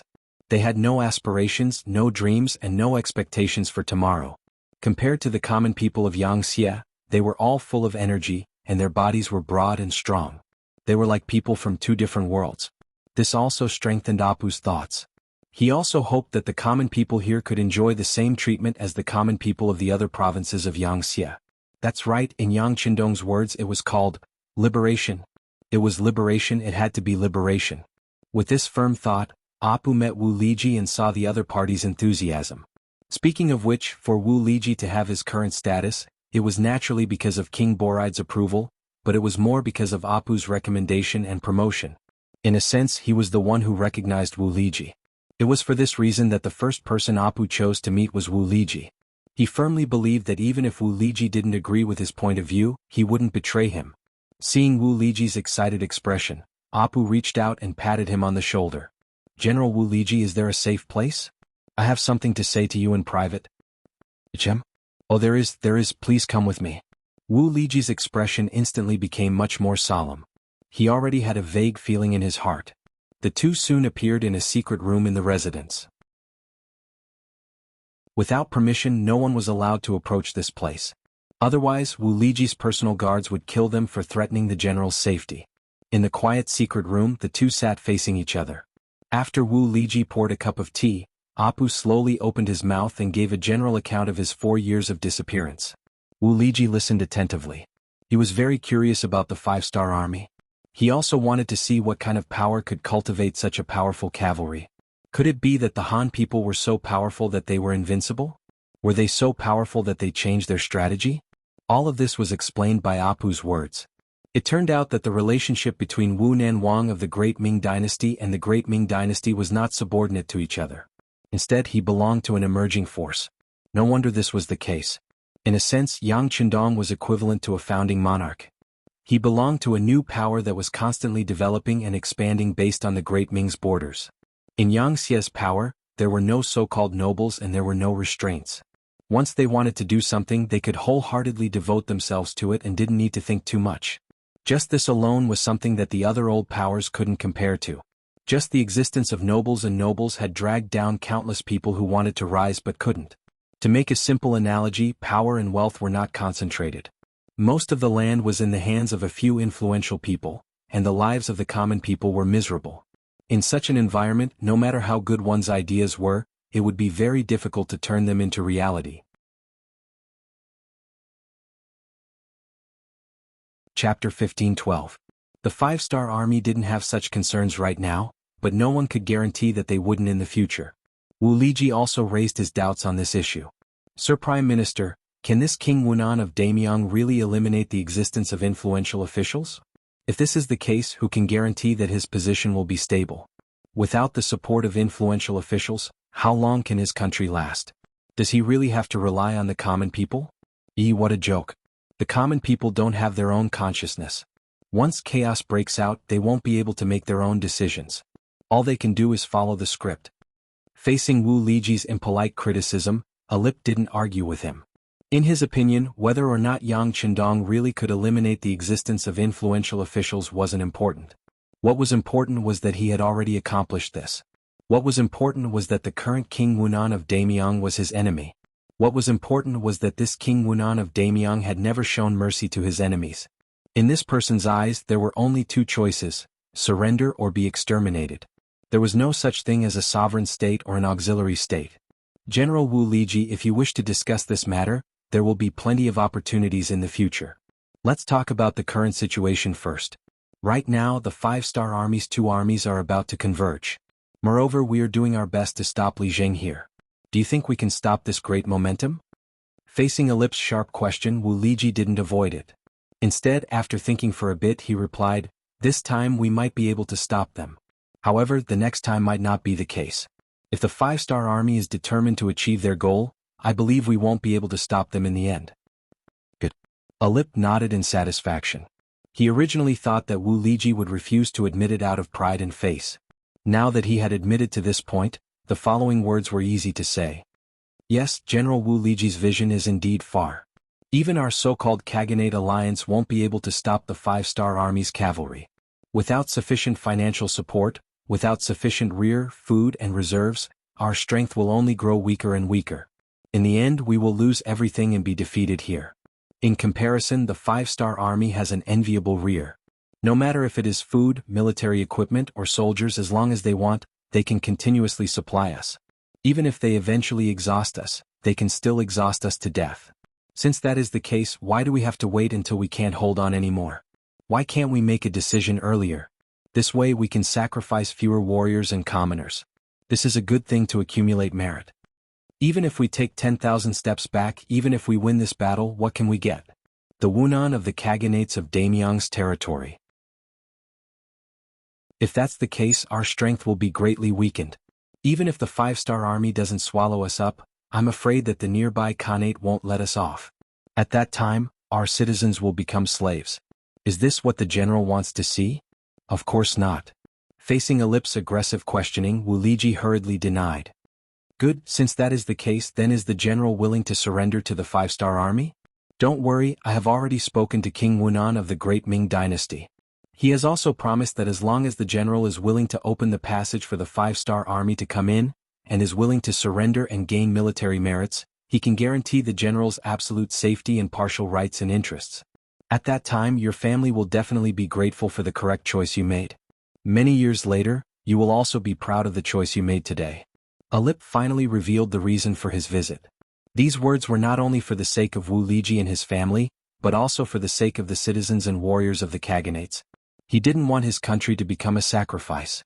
If that happened, he wouldn't close his eyes even if he died. Facing Alip's expectant gaze, Wu Liji didn't immediately make a decision. Instead he asked, "Minister, have you really traveled for 4 years and met countless citizens who surrendered to the 5-star Army? Are they really living well?" "Yes, I can swear on my life." Facing this series of questions, Alip nodded solemnly. A glint flashed across his eyes. "Alright, since that's the case, I'll do it for the sake of the safety of my people. Lord Prime Minister, just tell me what to do," Wu Liji said with a resolute and decisive tone. Just from this point alone, he was a righteous person with the citizens in his heart. After receiving Wu Liji's affirmation, Alip let out a long sigh of relief. He knew that his mission was half complete. He already had a plan for what to do next. When the time comes, the 5-star Army's main force would also cooperate with him. Alip met with Wu Liji in private. Because everything was arranged by Yang Xie's intelligence department, it avoided everyone's eyes and ears, so much so that Bao Lai didn't know about it at all. A day later he received news that Wu Liji was seriously ill. After so many years of war, countless generals had died. Wu Liji had already secured his position as the #1 general. Now that something was wrong with his body, no matter what, as the king he had to come and ask about it. 200 palace guards accompanied Bao Lai out of the city and arrived at Wu Liji's mansion. He also met General Korban, the man who was second only to Wu Liji in the army. "Oh, General Korban is here too." Bao Lai raised his head and asked. He nodded as a form of greeting and then walked into the room with only 2 guards. He saw Wu Liji lying on the bed. Wu Liji's face was pale and he looked seriously ill. There was a person in front of him with his back facing the king, who seemed to be saying something to him. The 2 guards shouted as soon as they entered the room, "His Majesty the King has arrived." Hearing her voice, Wu Liji forced himself to sit up. With his back facing her, he slowly began to turn around. At this moment, Bao Li's gaze was completely focused on Wu Liji. He didn't notice the person who was halfway through turning around. With a concerned expression, he asked softly, "General Wu Liji, what's wrong with your body? It's only been a few days, how did you get so sick?" Just as he said that, Bao Li's gaze met the eyes of the figure who had turned around. When he saw who it was, he froze on the spot as if he had seen a ghost. He didn't know what to do. Not only was King Baoli stunned, but the two guards he brought with him were also rooted to the spot with a look of shock on their faces. This was because they recognized who it was. Who else could it be other than the Prime Minister Apol? "Prime, Your Majesty the King, it's been 4 years. Have you been well?" Apol was naturally much calmer. It was obvious that he had expected this scene. At the same time, 4 bodyguards rushed out from the corner of the room. While the 2 palace guards were still in a daze, they instantly pinned them to the ground. The commotion behind him caught the attention of King Baoli. He turned around and saw his guard being restrained. His face turned pale with fright. He turned around and looked at Apuli. Then, as if he had realized something, he asked, "Minister, what are you trying to do?" "Your Majesty the King, there's no need to panic. We have no intention of harming you. In fact, we're here to help you," Apol said calmly. He pointed at a chair beside him as if to say, "Let's sit down and talk." Seeing Apu's calm expression, King Boride sighed and sat down. Since he was here, he should take things as they came. He understood his prime minister too well. Since he had appeared, he must have made preparations. If he did not cooperate and insisted on shouting, it would only force the other party to do something unfavorable to him. King Boride sat down on his chair. From Apu's eyes, he knew that he was halfway done. Just like how the other party understood him, he also understood the king very well. This was an ambitious king who could judge the situation and size up the situation. He was not an impulsive person. He knew what could be done, what could not be done, and even what should be done at the right time. "Please allow me to address you as Your Majesty. Your Majesty, the current situation is like this." As Apu continued to explain, the situation of the entire Khanate alliance became clearer to King Baolid. Akmo City, the capital of the Kazakh Empire. More and more Mongolian cavalry appeared 30 li away from the city. They were like the dark clouds in the sky before a heavy downpour, appearing in groups on this land. The scouts gathered all the information they saw and presented it to Commander Tianhu. One by one, small black flags were inserted into the military sand table that had been prepared long ago. "Sir, the enemy is coming at us aggressively. Why don't we take the initiative to attack?" 1st Division Commander Teimu stood in front of the sand table and suggested. 5th Division Commander, what do you think? Tianhu didn't reply. Instead, he looked at Division Commander Gong Feng, who was deep in thought. "Sir, I think we should hold our ground. If we leave the city now, it will be much safer. However, it will also mean that we have opened up a path to the Yili region. Once the Mongolian army is free, they will be able to attack the 2nd and 3rd divisions. If that happens, they will be in a precarious situation." Gong Feng shook his head. His opinion was different from Division Commander Teimuer's.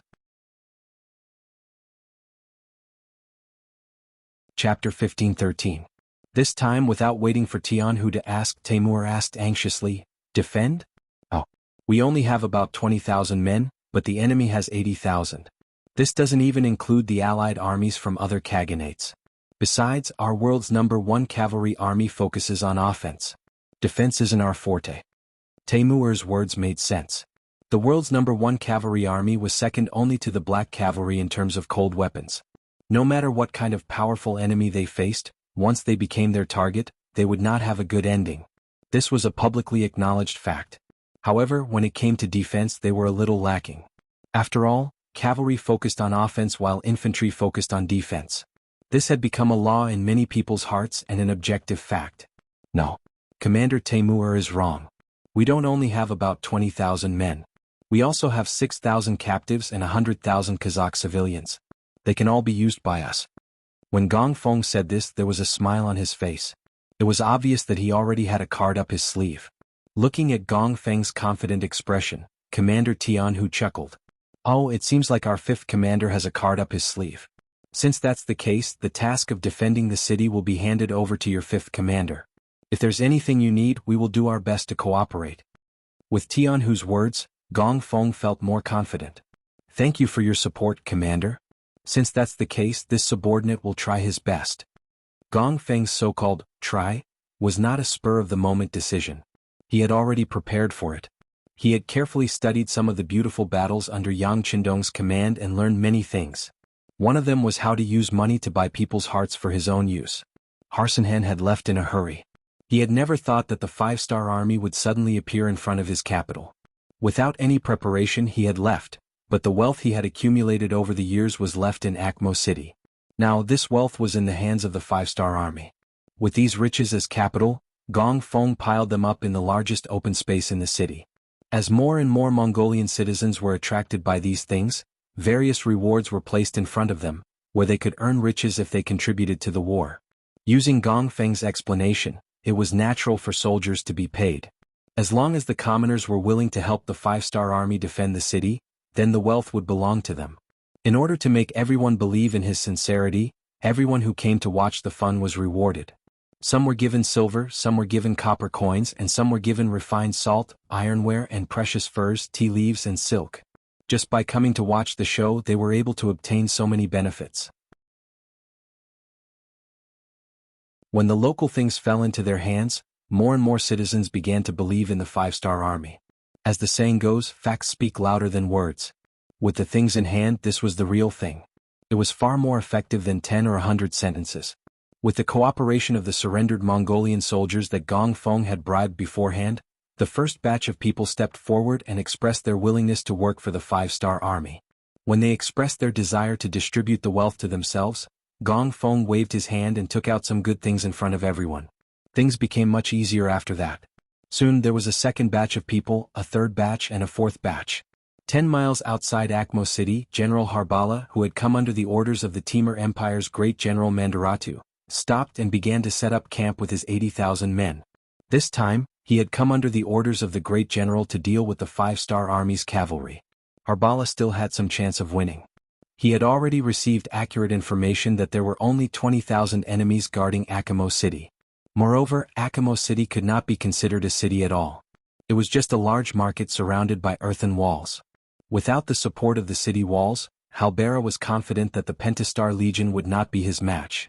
He was even prepared for the possibility that the enemy would flee the moment they caught wind of the news. If that happened, he wouldn't attack. Instead, he would continue east and cut off the 20,000 five-star army's advance. He would eliminate all potential threats. With his own thoughts and plans, Harbara took the initiative to stop when he was 10 miles away from Akamo. He wanted to create momentum and achieve his goal of defeating the enemy without fighting. However, the development of the situation didn't seem to go according to his plan. Facing the arrival of his army, the five-star army didn't seem to have any intention of retreating. Instead, scouts reported that the enemy was reinforcing the city walls. There were even trenches outside the city that stretched for 5 miles. How dare they? Harbala was furious when he heard the news. Sheep should flee when they see a wolf. This was a law that had never changed. But now, someone wanted to violate this law. How could he tolerate it? Send people to fill in the trenches. We must pave a smooth path for the army to advance. At the same time, urge the other reinforcements to move faster. This time, this general will eat up these arrogant five-star army. I want them to know the consequences of provoking us. I want them to kneel at my feet and beg for mercy. Harbala was determined to eat up the five-star army in front of him. In the city, Division Commander Gong Feng wasn't idle either. He was still organizing people to dig the trenches. Under the direct stimulation of wealth, the hundreds of thousands of people in the city who had the strength to do so were mobilized. If the Khanate army had hot air balloons, they would have seen the bustling scene in the city. 10 days passed in the blink of an eye. Under Harbala's constant urging, not only were the trenches 5 miles outside the city filled up, the first reinforcements of the Khanate army, the 20,000 cavalry of the Khanate of Kazan, also arrived outside Akmo under the leadership of General Hafertel. With 100,000 soldiers and no more obstacles in front of him, Harbala was very pleased with himself. He ordered a good night's rest. The next morning they would attack the city. In one night, for his own safety and to prevent the five-star army from breaking out, Harbala arranged for 30,000 cavalry to set up an ambush and set up a trap. However, it was a pity that the five-star army did not make the slightest movement until daybreak. Haha, General, the five-star army must be afraid. Hafertel looked up to the sky and laughed. At the same time he looked down on Harbala's cautiousness. In his opinion, a two-legged sheep would always be a two-legged sheep. When had you ever seen a sheep that could eat a wolf? Knowing that he was being laughed at, Harbala ignored Hayfertel and ordered his 10,000 cavalry to charge. He wanted to take the first merit and prove that the cavalry of the Timur Empire was the strongest.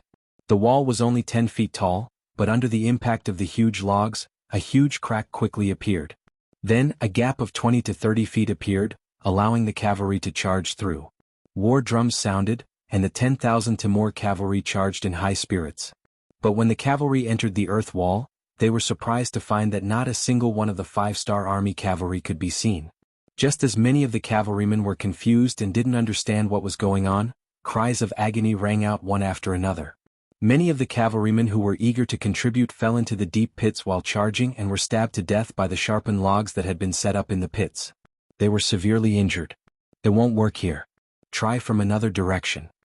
The captain leading the cavalry roared and ordered the cavalry to change the direction of attack. But without exception, the path forward was filled with deep trenches. In other words, after the trenches on the outside, there were also countless trenches in the city. No one knew how long these trenches were. Akhmo City was very poor. It didn't have any proper city defenses, and there weren't many houses that were pleasing to the eye. But it had one advantage, and that was that it was large enough and long enough. Perhaps this had something to do with the fact that the Khans liked to fight for territory. Whenever they arrived at a new place, they would always try to carve out as much territory as possible for them to use. As the capital of the Kazakh Empire, Akhmo City was naturally not small. This allowed Commander Gong Feng to have enough space to trade for time. Hearing the cries of the injured soldiers and seeing the countless trenches, the captain leading the cavalry retreated from the city with a headache and reported what he saw to Harbala. There's such a thing? The result was completely different from what he had imagined. At this moment, Harbala felt as if his heart was being scratched. The feeling of knowing that the enemy was right in front of him, but he couldn't see or hit them made him feel very uncomfortable. Continue to fill the trenches. This general doesn't believe that the 20,000 5-star army can be stronger than our 100,000 soldiers. Harbala had no choice but to use the stupidest method, which was to continue to fill the trenches. He didn't think that the 5-star army could make the 100,000 Kazakh civilians in the city work for them. In his mind, his own people were the most unyielding and wouldn't be used by the Hans. Just like that, the 100,000 cavalry dismounted and put down their sabers, becoming engineers and starting to fill the trenches. Meanwhile, the 100,000 Kazakh civilians in the city continued to dig the trenches. One dug and one filled as if they were in some kind of competition. The original cavalry charge had become a competition, completely going against the original intention of the war. It also bought a lot of time for the 20,000 cavalry of the world's first cavalry army. Chapter 15-14. The digging competition was still going on, and when Harbala put all the cavalry into it, the progress was noticeably faster. On the 13th day they could finally see the figures digging in the distance. This gave the cavalry of the Khanate a glimmer of hope, and they became even more motivated to work. But at the same time, what made them depressed was that when the distance between the two sides could be seen clearly with their eyes, they discovered that the ones digging the tunnel were not the 5-star army, but seemed to be some Kazakh civilians wearing clothes similar to theirs. This discovery made Harbala very angry. How could his own people be controlled by the Han people? This is a kind of blasphemy. Seeing Harbala so angry, the general of the Khanate came up with an idea, a stupid move. General, why don't we shout to the people on the other side? Presumably they were forced by the 5-star army. As long as we promise to surrender to them, we can forgive their crimes. On the contrary, if they continue to help the Han people, we will kill them without mercy. I think they will make the right choice, and in this way they will not be used by the enemy. Oh, good idea, good idea, good idea. Haha, come, go and shout according to General Harbala's idea. Remember, when you threaten them, use a more ruthless tone. These people are afraid of death. They will definitely not be used by the 5-star army. Haha. Whether it was in Harbala's eyes or in Harbala's eyes, the people were the most afraid of threats. As long as enough pressure was applied, they will definitely yield. And without the obstruction of the trenches, the more than 20,000 5-star army in front of them were like a group of sheep waiting to be slaughtered, and they could do whatever they wanted to them. It must be said that the two generals may be good at leading troops, but when it comes to understanding people's hearts, they are too far behind. At least compared to Gong Feng, they are not at the same level. On one side were 100,000 old and weak people, and on the other side were 100,000 strong cavalry in the prime of their lives. Their ability to work naturally could not be mentioned in the same breath. This is the reason why even though the Khanate's army moved later, their progress was still able to catch up. If this continues, it will only be a matter of time before the two sides fight. But Harbala's wrong move was destined to help the five-star army. After the local shouts came from afar, the originally tired Kazakh people were suddenly filled with energy, and their digging speed was even faster than before. Before, there was no threat, everyone was just helping out for the sake of money. But now, after the threatening words of the Khaganate Alliance army reached their ears, the people realized that they had no other choice. Or rather, their fates were completely tied together with the five-star army. Surrendering in the past. Not to mention whether the five-star army would agree or not, with the greedy character of the Khanate's army, if they surrendered, the Khanate's army would take all the good things. How many people would be willing to vent their anger on something that was already in their hands? And if the five-star army, then the army of the five-star army? This was the Kazakh people's people. They were bound together for good or ill. If it was said that before they worked hard to dig holes to earn more money so that they could have a better life, then now they were digging holes for their own safety. At this time, even if Gong Feng didn't give them any benefits, these people would still do their best. Gong Feng also saw this, but he didn't stop giving them benefits. Using the words of his teacher Yang Qindong, any problem that could be solved with money was not a problem. Not only did their shouts fail, but the other side's speed also began to increase. In contrast, the 100,000 cavalry that had been working for dozens of days and nights began to show signs of fatigue.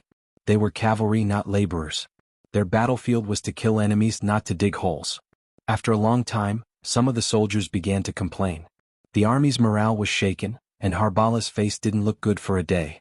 However, just when he had nowhere to vent his anger, another piece of news came from the front that made him even more angry. One of the Khanate's army, the Ili Brigade, actually surrendered to the five-star army. The Ili Brigade was the first to become enemies with the five-star army.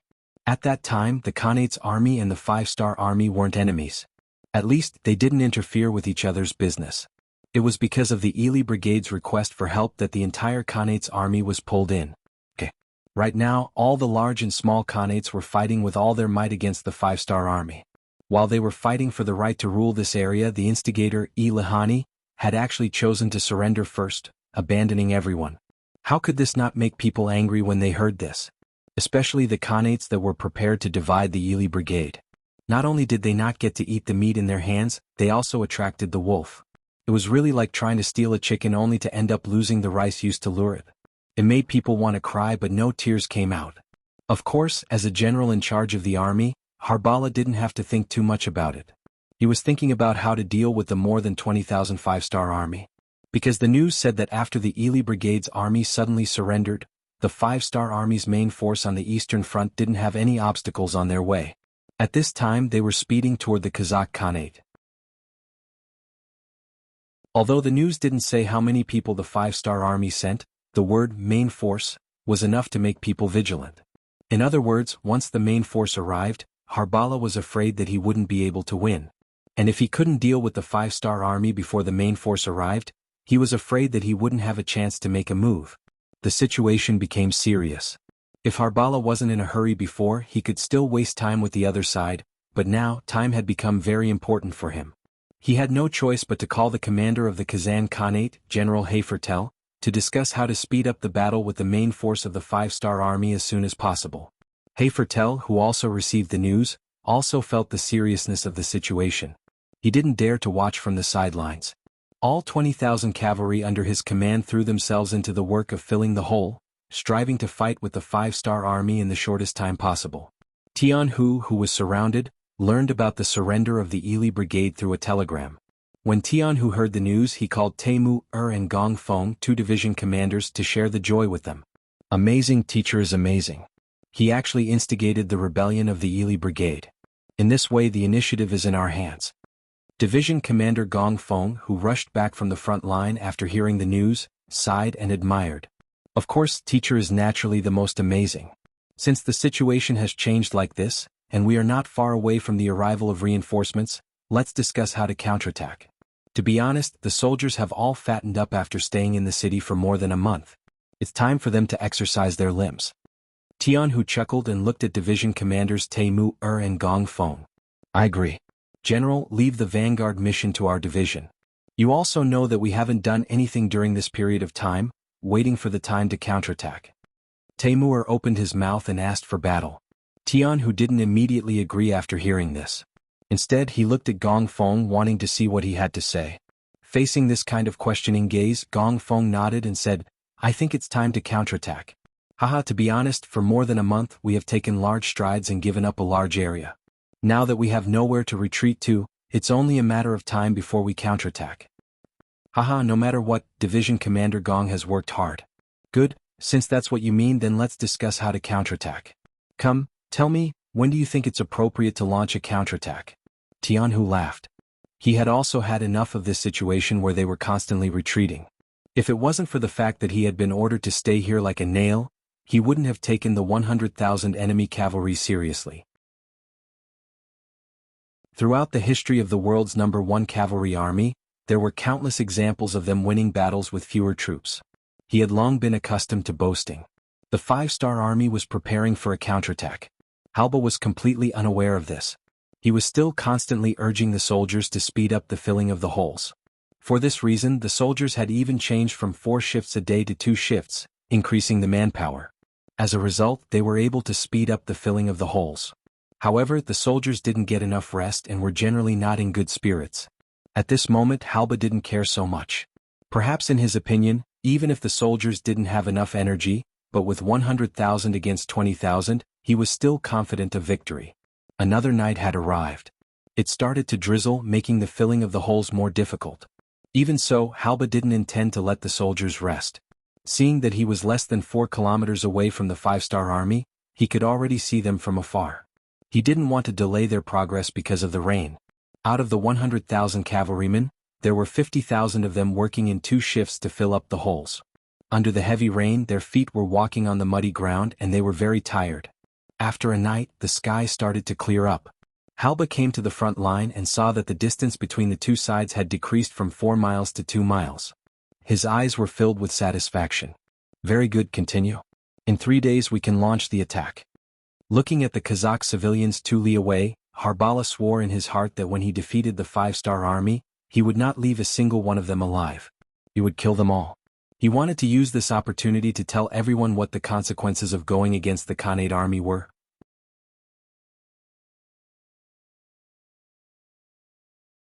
Chapter 15:15. While Harbala was still dreaming, the soldiers of the Khaganate army who had been busy the whole day changed shifts. The exhausted Mongolian cavalry returned to their tents to rest. Another 50,000 men entered the battlefield to fill in the holes and pave the way. Tired from the day's work, the soldiers only ate a little when they entered the tent and went to sleep. To them, the temptation of food was not as attractive as the bed. What they did not know was that for many, this sleep meant that they would never be able to open their eyes again. At night, there was a gentle breeze that felt very cool on the body. A division of 10,000 cavalry mounted their horses in the cool breeze. They checked their equipment and prepared to attack at any time. Tonight was the night that Tian Hu and the other 2 had discussed the counterattack. No one knew that the Kazakh civilians who looked like they were working hard to dig the deep holes during the day were actually just kicking up dust. The reason for doing this was to confuse the Khanate coalition army. In fact, the land wasn't destroyed, so the cavalry could move unimpeded at any time. How is it? Has the enemy not filled in the holes yet? Commander Temur rode on his horse. There was excitement and anxiety on his face. At the same time, there was a look of disdain for the enemy. It should be soon. However, once the enemy discovers that the path is cleared, they will react quickly without the deep holes. That is why Commander Temur must hurry. At this time, Tian Hu was also riding on a warhorse. Behind him were thousands of soldiers directly under his command. They would be the second wave of attack to attack the enemy. Rest assured, Commander. This subordinate understands. Temur nodded. His eyes were bright as he looked forward. He was only waiting for Commander Gong Feng's signal to attack. At this moment, Gong Feng was holding a telescope and lying behind a mound of dirt. He was only about 60 steps away from the nearest enemy. At this moment, if he was discovered, the enemy would only need a wave of arrows to take his life. But even so, it still did not stop Gong Feng from risking his life to take the risk. He needed to have first-hand information. Once he discovered that the enemy had filled in all the deep holes, he needed to immediately send the signal to attack. This rhythm had to be grasped well. If they were late, the enemy would be on guard. If they wanted to sneak into the enemy's camp and cause serious damage, it would be impossible. Holding the night vision binoculars, Gong Feng carefully observed the other party's movements. Gong Feng didn't know how long he had been staring at them until there was some commotion in the other side's camp. He also saw some people turn around and run back. From the looks of it, it was obvious that they were going to report the news. Gong Feng knew that the road must have been cleared. Send the signal, ask the 1st Division to attack immediately, quick. Gong Feng hurriedly shouted to the radio operator beside him. The messenger who received the order quickly lit the torch in his hand and waved it around. 3 miles behind, Commander Tian, who was overjoyed when he saw the flashing flames. The path is clear, we can attack now. Understood. Temu replied excitedly. Then, with a loud shout, the 10,000 5-star army soldiers pulled out their sabers. Shouting loudly, they urged their warhorses to charge forward. Throw away the torches, retreat quickly. The torches here had also attracted the attention of the Khaganate Alliance army dozens of steps away. Gong Feng grabbed the radio operator's arm and ordered him to throw away the torch. Then he pulled him and ran quickly to the rear. Not long after Gong Feng ran away, a series of arrows landed near the place where he was originally at, near the torch that had not been completely extinguished. The ground was covered in arrows. But then, these arrows were trampled to the ground by the charging warhorses of a division. After Taimur's cavalry charged forward for 3 miles, they finally arrived in front of the panicking Khaganate Alliance army and began a bloody massacre. Caught off guard, the tens of thousands of Khaganate Alliance army soldiers became lambs waiting to be slaughtered. Facing an uncountable number of cavalrymen of the 5-star army, what they had in their hands were only iron tools used to fill the ground. These could not even be considered as decent weapons. Furthermore, they were infantry. How could they possibly fight against the well-prepared 5-star army? Run! No one knew who shouted first, but it became an order for the soldiers to retreat. In the dark night, countless black dots began to rapidly retreat. In order to run faster, many people threw the iron tools in their hands to the ground to reduce the burden on their bodies. Charge straight through, don't worry about these people. Commander Taimur rode on his horse. When he saw many soldiers stop and swing their sabers at the unarmed and panicked Khaganate Alliance army soldiers, he couldn't help but shout loudly. Since they were the vanguard, they naturally had to break through the enemy's camp and kill their courage. It wasn't their responsibility to kill the defeated army. The commander gave the order.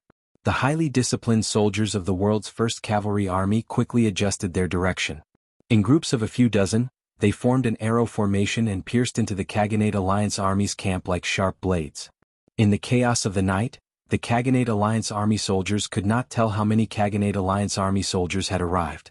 Fear engulfed the 50,000 soldiers as they frantically retreated. During this time, countless people trampled on each other. Whenever someone fell to the ground in the process of escaping, even if they were not trampled to death by their comrades, they would be trampled to death by the horses of the world's first cavalry army. The battle had been one-sided from the start. 10,000 cavalry chased after 50,000 infantry and continuously slashed at each other. It was like a monstrous flood that poured into the Khaganate Alliance army's camp. Harbala was woken up from his sleep. When he learned that the 5-star army had launched an attack, his face was filled with disbelief. This is impossible. Didn't they not open up the path? There are so many deep pits. How did their cavalry charge through? General, we have been deceived. The 5-star army did not dig the pits at all. They were just putting on an act. When we filled up all the pits at night, they launched their counterattack. We are completely unprepared and the army has suffered heavy losses. The captain who came to report was covered in sweat as he spoke anxiously. What? Cunning 5-star army. Cunning Han. Harbala couldn't help but roar when he heard this. After shouting a few times to vent his dissatisfaction, Harbala shouted again. What are you still standing here for? Quickly gather the troops and prepare to counterattack. As the cavalry of the Timur Empire, although the situation was sudden, when the general gave the order, many soldiers still ran out of their tents. They picked up their bows and prepared to defend. Just as these Khaganate Alliance army soldiers rushed out and before they could complete their formation, countless black figures appeared in front of them. The ones at the front were the 50,000 Khaganate Alliance army soldiers. It's our own people. A sharp-eyed soldier saw the identity of the incoming people and shouted, "Release the arrows." Harbala, who had already put on his armor, came to the front of the camp. When he saw the black figures entering the range of the arrows, he didn't hesitate to shout. However, the order was given, but not many people carried it out. It was obvious that they couldn't bear to point their arrows at their own comrades. What are you waiting for? Don't you know that these are already defeated soldiers? If we ignore them and let them come, we won't have any defense left. Release the arrows immediately. Harbala shouted with all his might. He didn't forget to add, those who don't release the arrows will be disobeying orders. Execute. When the word execute fell, the hesitant Khaganate Alliance army soldiers no longer dared to hesitate and released the arrows they had prepared beforehand. The arrows landed on the black figures rushing towards them. For a moment, screams of pain sounded one after another. General Hayfertel was among the defeated soldiers. His luck wasn't too good. He was the one leading the troops to fill up the trenches tonight. But as a general, he didn't need to do anything. Under the protection of some soldiers, he set up a tent and went to rest when the sky turned dark. He didn't sleep for long before a sudden tremor woke him up. At the same time, he knew that something bad was going to happen. He immediately retreated with the defeated soldiers. All he wanted to do was to regroup with the main force and then block the charge of the 5-star Army cavalry. As long as they were able to stop the enemy's momentum, they would be able to counterattack and turn defeat into victory under the condition that the path was cleared. After running all the way, Hayfertel was a bit out of breath. Finally, the main camp was right in front of him. Just when he was about to win, the enemy suddenly released a row of arrows. The soldiers in front of him were shot down by their own arrows. This scene made him want to curse out loud. He wanted to curse his comrades for not having eyes. But at this time he heard Harbala shout. He finally understood that this general wanted to kill them in order to protect himself. Behind him was the 5-star Army's cavalry that was closing in on him, and in front of him were his own allies who were ready with their bows and arrows. At this moment, Hayfertel was caught in a dilemma. If he wanted to fight against the 5-star Army behind him, he didn't have any weapons in his hands. In addition, he was in a disadvantageous position against the cavalry. The consequences were obvious. Since that was the case, he might as well continue to charge forward. As long as he could reach his own camp, pick up his weapon and mount his horse, he would have the strength to fight again. Brothers, we are allies. We are on the same side. Please let us pass. We will fight side by side with you. After thinking it through, Hayfertel took the lead and shouted loudly. After his voice reached the camp, the other soldiers also followed suit and shouted.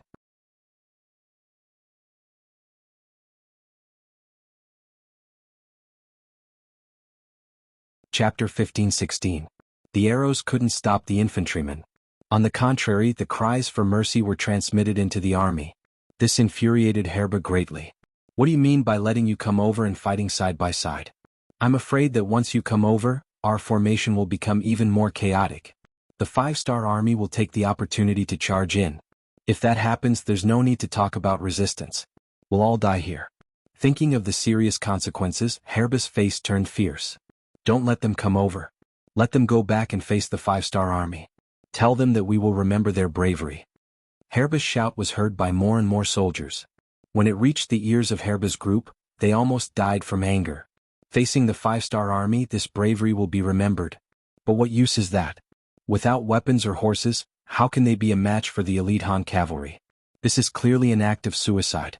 As for being remembered for their bravery, what use is that? Not many of them will be able to leave this place alive. Who will repay this favor? This is simply forcing us to die. The anger in Herba's heart was completely ignited by these words. If we're going to die anyway, why not drag Herba down with us? That way we won't be lonely on the road to the Yellow Springs. With that thought in mind, Hayfertel shouted again, Brothers, if we don't move, we'll die. Since our comrades despise us, let's fight it out with them and let them know how serious the consequences of abandoning their comrades are. Fight it out, let's drag them down with us. The abandoned soldiers shouted with tears on their faces. It was a matter of course for the enemy to kill them. But for their allies to do this to them was too heartbreaking. Since the enemy didn't care about their comrades, why should they care? Thus, Hafeder led his men and charged forward with a furious look on his face. Behind them, Division Commander Temu saw the changes on the battlefield very clearly. He had no intention of interfering. This was a scene he was happy to see. As long as the Khanate soldiers didn't turn around and attack him, he wouldn't force them too much. The actions of the 5-star Army behind them gave great encouragement to Hafid, Big Mo, and the others. It was as if they had found someone to rely on. Their attacks became even more ferocious, to the extent that the vanguard of both sides soon clashed together. At such a close distance, the effect of arrows was very limited. Finally, Herba and the others who didn't have to passively take a beating began to counterattack. Some of them even stole the enemy's weapons, causing great losses and threats to Herba's army. "Shoot, no need to be polite, kill them all." Harbara's eyes flashed with anger.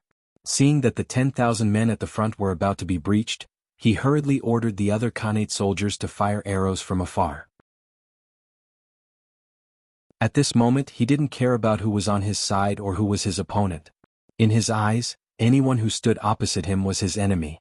"It's time to charge. All soldiers of the 1st Division, listen up. Charge. Let's show them the power of our first army." Taimur watched as the arrows rained down. Hundreds and thousands of Khanate soldiers died in front of him. The pace of the attack was slowed, so he didn't wait any longer.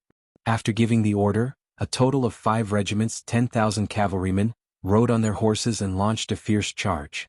Cavalrymen's charge was different from that of infantry. They were faster, stronger, and more ferocious.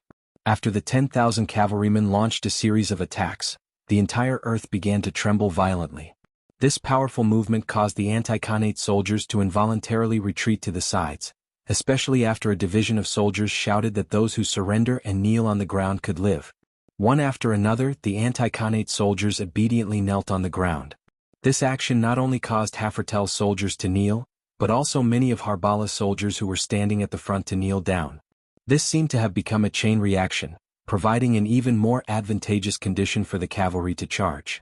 The horses galloped past. As expected, the kneeling Khanate soldiers weren't harmed in the slightest. On the other hand, those who were still standing, those who genuinely wanted to resist, or those who hadn't yet reacted, were killed by the cavalry. As the cavalry charged forward, one figure after another was slashed to death in the darkness. Lines of defense began to crumble one after another. The soldiers could not stop their footsteps from retreating. Anyone who didn't want to die wouldn't use their bodies to block the charge of the horses. "Quick, quick, where are our cavalrymen? Haven't they mounted yet?" Halbera roared anxiously when he saw several lines of defense being breached in front of him. Perhaps it was because of his shouts that the first batch of Khanate Alliance soldiers on horses finally arrived behind him. Some of them were still dressed in disheveled clothes, and there was a hint of panic on their faces. But no matter what, they still mounted their horses and held their cavalry swords in their hands. "Haha, good, order them to charge. We must stop the 5-star army's attack." Halba was no longer nervous and even a little fearful. Instead, he became much more high-spirited and vigorous. "The enemy cavalry is here. Take out your crossbows and shoot the enemy at close range."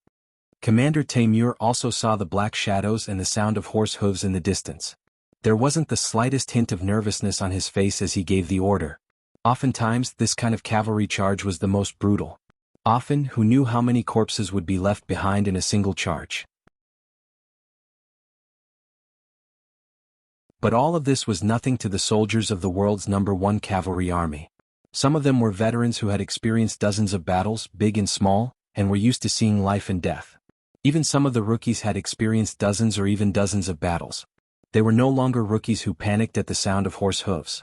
On the contrary, these people's shouts and horse hooves could stimulate their adrenaline even more effectively, causing their blood to surge and allowing them to display their true strength. The 5 regimental commanders received the order, followed by the battalion commanders, company commanders, platoon commanders, squad leaders, and even every soldier received the order. Correspondingly, more and more small crossbows were taken off their backs and held in their hands. Then the counterattack began. At a distance of less than 40 or 50 steps, the crossbow bolts rushed forward like rain, landing in the camp of the Khanate Alliance's cavalry, causing waves of horses to fall off. In a direct confrontation, apart from the better-equipped black cavalry, even Lung Fong was no match for the world's #1 cavalry army. Not to mention the Khanate Alliance's cavalry, who were in a hurry and didn't make much preparations, and were physically and mentally exhausted. In just a single clash, the first group of cavalry was scattered. Soon less than 500 of them were left. Then they turned around and fled, running towards the back. Hold on for me." Seeing that the result of the battle wasn't as evenly matched as he had imagined, and that it was a one-sided defeat, Halba shouted with a dejected face. But in this chaotic moment, such a shout wouldn't attract anyone's attention at all. It was completely drowned out by the galloping of the horses. Seeing that the second wave of cavalry was quickly defeated by the 5-star army, Halba knew that he no longer had the ability to control the five-star army's cavalry. He had failed. Unwilling to accept this, Halba gathered up the remaining soldiers and frantically retreated under the cover of the moonlight, leaving behind the brave cavalry of the five-star army on the battlefield. The changes on the battlefield were so fast that it was beyond everyone's expectations. When Tianhu and Gong Feng arrived with the cavalry, the battle was basically over. Apart from the corpses on the battlefield, there were also captives kneeling on the ground. What's going on? Tianhu looked at all this with a frown, somewhat confused. Commander Temur rode up to Tianhu. Commander, these soldiers of the Khaganate Alliance are too weak.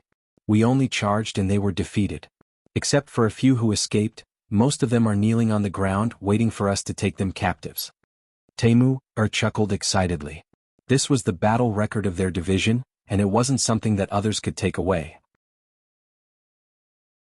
Thinking that his division alone had defeated 100,000 enemies, this was something that he could brag about. I see, could this be? Tianhu didn't dare to believe it completely. Out of caution he looked at Gong Feng. Commander, this shouldn't be the enemy's plan. It must be that our division is too brave. It's just that the combat power of the Khaganate Alliance is too low, haha. Gong Feng said with a smile. In this battle, his contribution was not small. If it were not for the success of his plan, the enemy would not have been implicated and the battle would not have been dragged out until now. Now that they had finally defeated 100,000 Khaganate Alliance soldiers, he felt that the burden on his shoulders could finally be lifted. Gong Feng had the same opinion. Tianhu nodded in agreement. It's not that the enemy is too weak but that we are too strong. We waited for them to tire themselves out and attacked suddenly. How could these Khaganate Alliance soldiers be a match for our first Sky Cavalry army? Alright, immediately send the news of victory to the 6th young master and wait for the next order to take these captives into custody. Alright, they fled in a hurry so they probably didn't have time to take the provisions with them. Take them all so we can have a good meal, ha.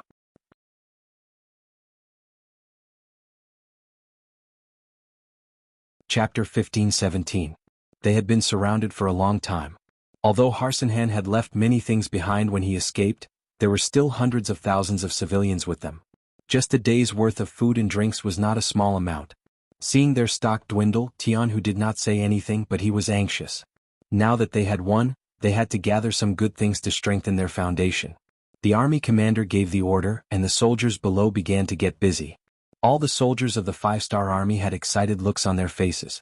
They had defeated 100,000 enemy cavalry with only 20,000 men, and they had suffered less than 1,000 casualties. This was definitely a victory that they could brag about to anyone.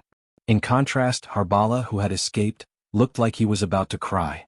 100,000 men had surrounded 20,000 Han soldiers for more than a month, and they had still been defeated in the end. Now that there were only about 10,000 people who had escaped with him, he could even imagine that once General Mandu La Tu learned of this news, he would most likely be executed according to military law. But he had no choice but to return. If he went back he would just die. If he did not return he would implicate his family and die with him. Halbera led his defeated army back to the Timur Empire, his face ashen and deathly pale. The news of their defeat quickly spread across the land. First, there was the rebellion of Ili, who had surrendered to the 5-star army. Next, there was the defeat of the Timur Empire's 100,000 soldiers. This was like adding hail to snow. When the Khans and generals of the various Khans heard this, it was a heavy blow to their hearts. Many people could not help but wonder if they could still obtain the final victory in this battle. If they did not win once they were defeated by the 5-star army, what would be waiting for them? Would their entire tribe be wiped out? Since that was the case, why not follow Ili's example and surrender now? At least they could still keep their lives. Right. Someone once said that the 5-star army would not only spare the lives of those who surrendered, but would also leave them with 10% of their wealth. Who knew if this was true? Akmo's city defense battle was not only a defeat, but it also affected the morale of the army, the people, and the will to fight. Once an army lost its morale, it would be difficult for them to win a battle no matter how many soldiers they had. When this news reached the ears of Supreme General Mandu La Tu, he knew what he had to do. Previously, it was to delay the enemy and deplete the enemy's rations so that they could subdue the enemy without fighting. But now, with the 5-star army's main force on the eastern front opening up a path, this method was obviously ineffective. Since the situation on the battlefield had changed, Mandarata had to change his tactics accordingly.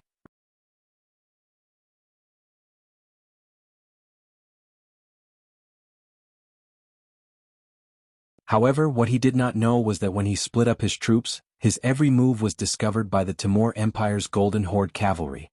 Behind this Golden Horde cavalry was another large group of Timur Empire's Golden Horde cavalry. In the end, when Wuxia seemed to have completed his encirclement, a large encirclement had also formed around him. At this time, his Meng 1st Regiment was also completely surrounded by the Timur Empire's Golden Horde cavalry. It was also at this time that Wuxia felt that something was wrong when the Timur Empire's Golden Horde cavalry began to appear on a large scale. At this time, because he had been chasing the Timur Empire's Golden Horde cavalry, he had already traveled 400 li. At this distance, even if he immediately sent a message to the 5-star army for reinforcements, it would take at least 2.5 days for reinforcements to arrive. However, facing the Timur Empire's Golden Horde cavalry that had been preparing for this for a long time and had 3 times the number of soldiers, how could Wuxia possibly have 2 days? He was leading Meng Yishi. To outsiders, he was leading the 5-star army. However, in reality he was not a direct descendant of the 5-star army.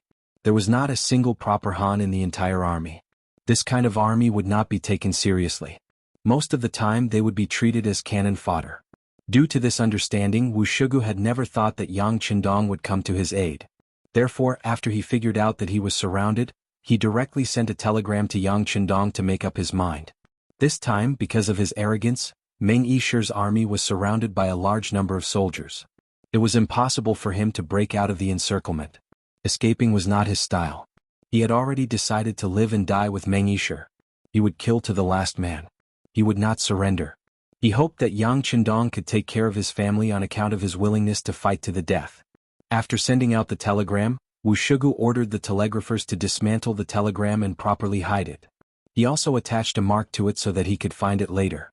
Then he personally led the 8,000 Golden Horde cavalry and launched a fierce attack on the 2,500 Timur Empire's Golden Horde cavalry. The enemies outside were eyeing them covetously. If they wanted to deal with them with all their might, they could not be distracted by other things. The 2,500 Timur Empire's Golden Horde cavalry had to be eliminated.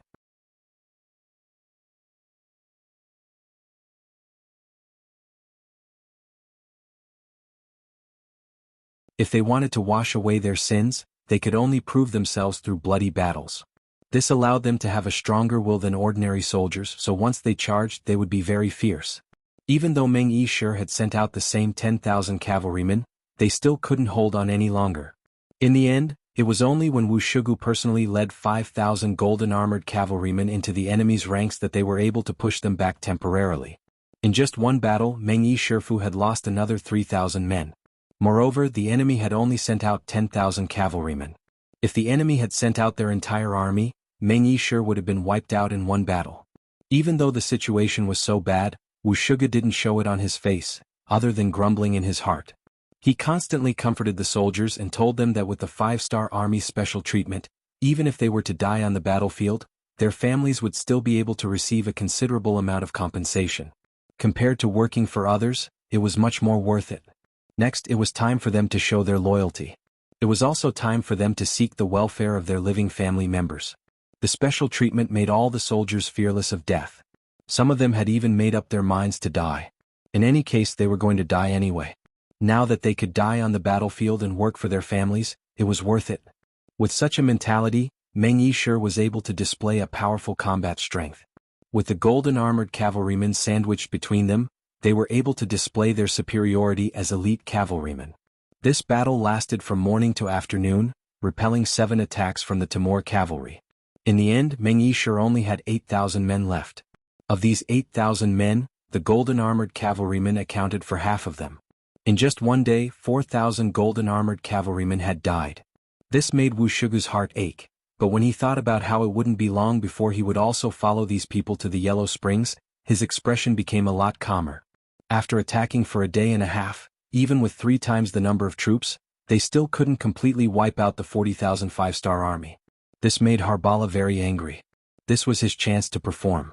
If his performance wasn't perfect, he couldn't guarantee that Great General Manjura wouldn't let him off. Therefore, he didn't have any intention to rest. He led the army to launch a new round of attacks, showing an attitude of not giving up until death. There was less than 3 hours before the sky turned completely dark. Harbala wanted to use these 3 hours to completely wipe out the 5-star army. He wouldn't allow any more accidents to happen. For this reason, he sent out almost all the cavalrymen who had never been on the battlefield. These people were full of energy and spirit. A total of 35,000 men against 8,000 tired men. No matter how you look at it, they had a lot of advantages. Brothers, the final moment has come. It is also time for us to show our loyalty to Bugnam of Gojoseon. Everyone follow me, charge. Wuxia's body was covered in blood, most of it was the enemy's.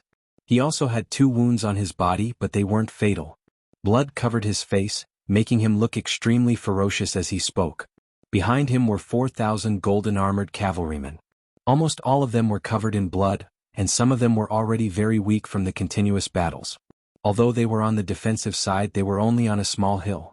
If it wasn't for this small terrain advantage, they would have been swallowed up by the enemy long ago. However, for 40,000 cavalrymen, a small hill was not enough. They were able to hold on until now because of their strong will. They believed in the 5-star army's powerful intelligence network. The results of this battle would definitely be reported to the wise King Wunan of Daemyeong. If they could kill more enemies now, their families would be rewarded more after they died. For this matter, everyone put their lives on the line. Under the circumstances where they were outnumbered and the terrain was unfavorable to them, they paid the price of 30,000 men to heavily injure the enemy. This was already a very difficult matter. The 4,000 golden armored cavalrymen stood on their horses, looking forward. They had already lost count of how many times they had charged, and they had long regarded death as nothing. Perhaps in their hearts, death was a form of relief. Behind the golden armored cavalrymen were the 4,000 ordinary soldiers. Before this, some of them had never killed anyone before. However, in just over a day, they had experienced almost all the cruelty that could be experienced. Right now, they could proudly tell everyone that they were already veterans who had experienced the cruelest battles. If these people could survive and recuperate for a while, they would become the backbone of the army. However, they knew that living was already a luxury for them. They did not dare to have any hope. Upon hearing Wuxia's words, the 8,000-some cavalry raised their sabers and looked at the tens of thousands of enemy cavalry approaching.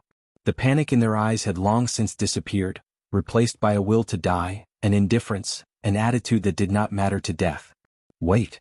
Just when the morale of the army was at its lowest, just when the 8,000 men were about to lose all hope, just when they wanted to shed their blood on the battlefield. Suddenly, Commander Wuxia's words pulled everyone back from the brink of death. Look, what is that? It seems to be our reinforcements. Yes, it's the reinforcements.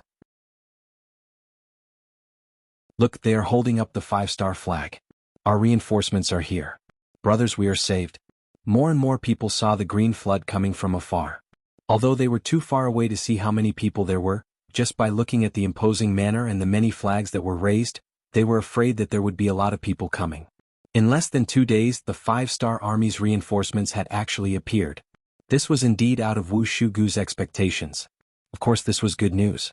This was the hope for him to bring his brothers out of the encirclement. This was the chance for his Meng Yishe to stand tall in the 5-star army. With the sudden appearance of the reinforcements, the 8,000 soldiers of the Meng 1st Regiment, who were prepared to die, finally saw a glimmer of hope. It was as though in an instant, everyone was brimming with energy, and they could charge into the enemy camp once more. However, when the same thing fell into Harbale's eyes, it made him extremely angry and fearful. This time, the matter of dealing with Meng Yishe was a top secret. The location chosen was also decided by General Mandu La 2-3 days ago. The news could not have been leaked. Then how did the 5-star army's reinforcements know about this matter? Could it be that they already knew about this matter and did not make a move for a long time because they were waiting for an opportunity? Now that they felt that the opportunity was ripe, they did not hide anymore and jumped out. Was it to completely destroy them? Or was it that the 5-star army's legendary communication device that could spread the news over a long distance had taken effect? Was it because they were surrounded that the news was spread? But if that was the case, the reinforcements should not have arrived so quickly. They had investigated beforehand and the nearest 5-star army's reinforcements were 400 li away. How could they arrive in such a short time?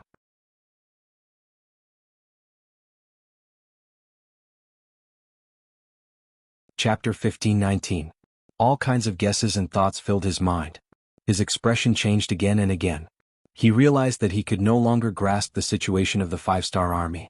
It was only when a chilly arch beside him reminded him that his soul returned to normal. "General, the 5-star Army's reinforcements are here. They seem to have a lot of flags and a lot of people. What should we do? What should we do? Should we kill them or not? If we kill them, the 5-star Army's reinforcements might arrive before they could completely wipe out the Meng 1st Division. If that happened, would their main force be able to retreat safely? If they didn't fight and retreated now, it would be difficult to explain to General Mandu La Tuesday Harbala was already a guilty general, and if he was punished for both crimes, it was easy to imagine what kind of punishment he would receive. But no matter what the outcome was, it was related to Harbala's life. It was best for him to make the decision. Harbala's expression was conflicted after being reminded by the lieutenant. If we fight, we might be wiped out. If we don't fight, we will definitely be beheaded. But the good thing is that we can guarantee the safety of the army. One was that he might die, the other was that everyone might die. It was a difficult choice. But seeing the 5-star Army's reinforcements getting closer and closer, he didn't have much time to think. In the end, he gritted his teeth and said, "The 5-star Army's reinforcements are coming. We can't fight them head-on. We have to retreat immediately." Perhaps Harbala was a general who cared about the big picture. He knew he couldn't do it, but he didn't do it. Or perhaps he was scared by the 5-star Army. In the end, he gave the order to retreat.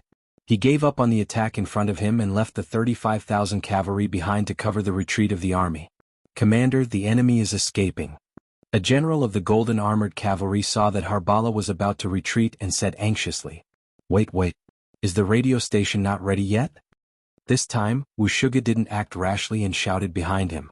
When he saw the reinforcements appear, he knew that it must be the work of the radio station that he looked down on.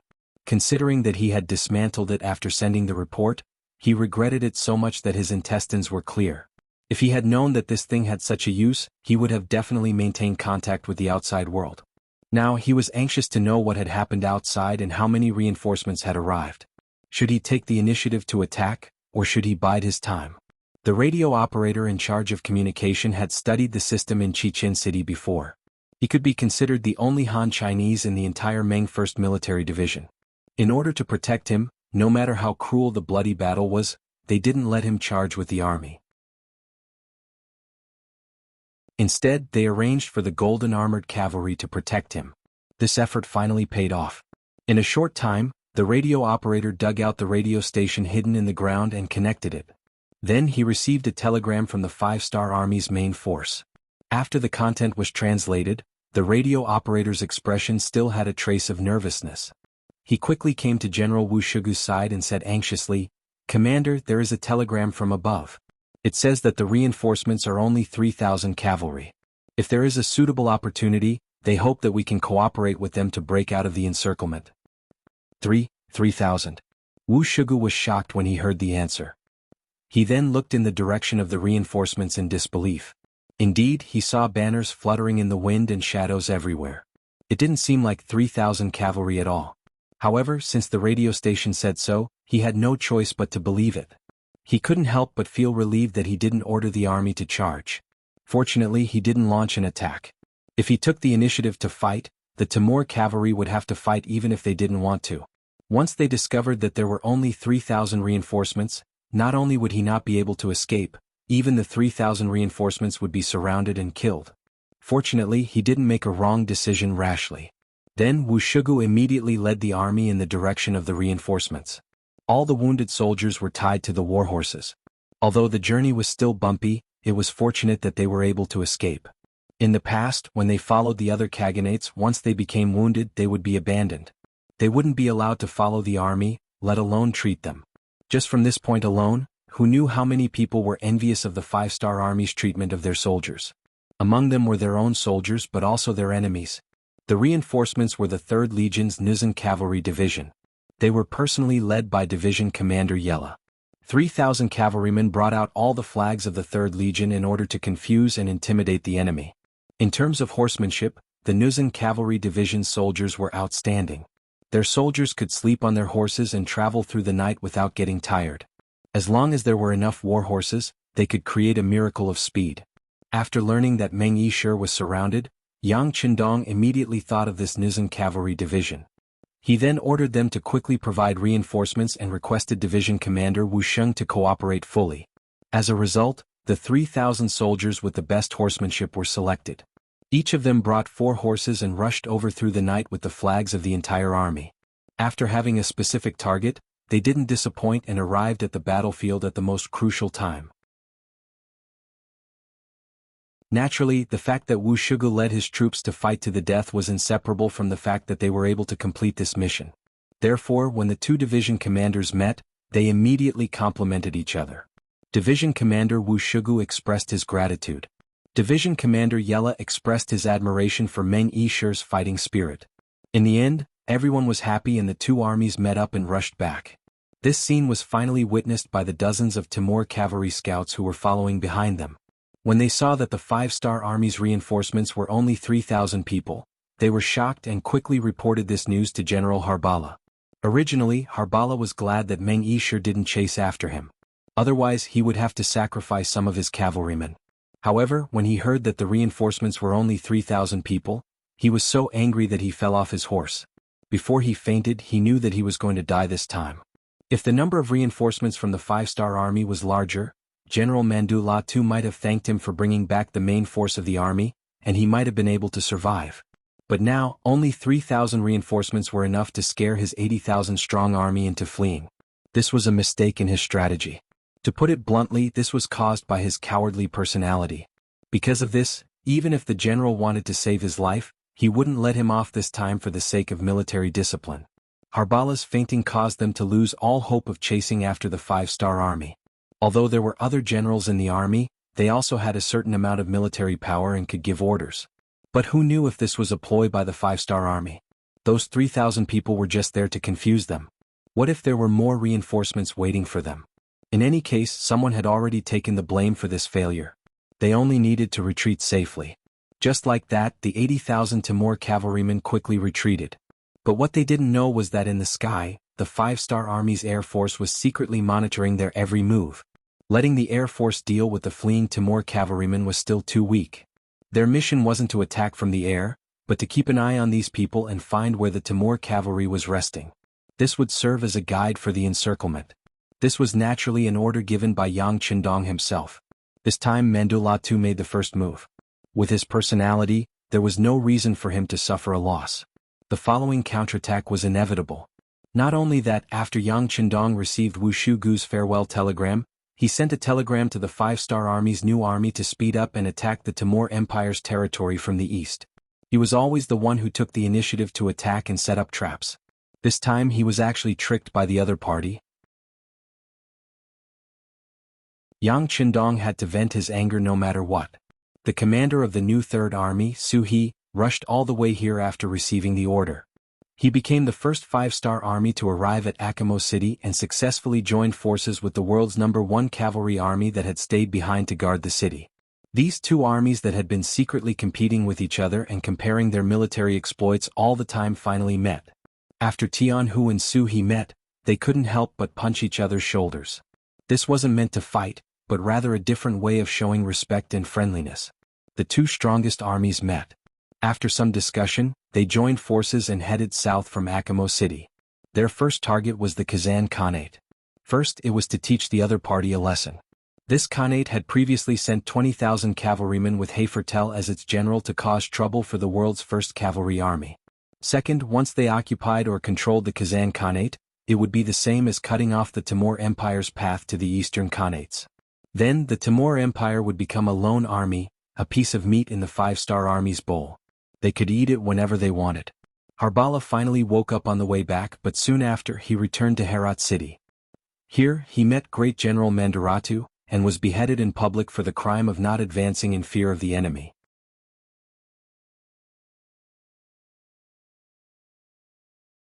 Chapter 15:20. The failure of the plan made Manduratu feel great pressure. He had a bad feeling. This time the Timur Empire was doomed. Even he wouldn't be able to turn the tide. The facts proved that his feeling was right. In the following period of time, bad news came one after another. First, they tried their best to get the internal troops to surrender, allowing the 5-star army to finally have a safe path to attack. They split into 2 directions and attacked the Kazan Khanate to the east of the Timur Empire. The Kazan Khanate, which had already sent out troops to support, had a limited number of troops and could not stop the main force of the 5-star army.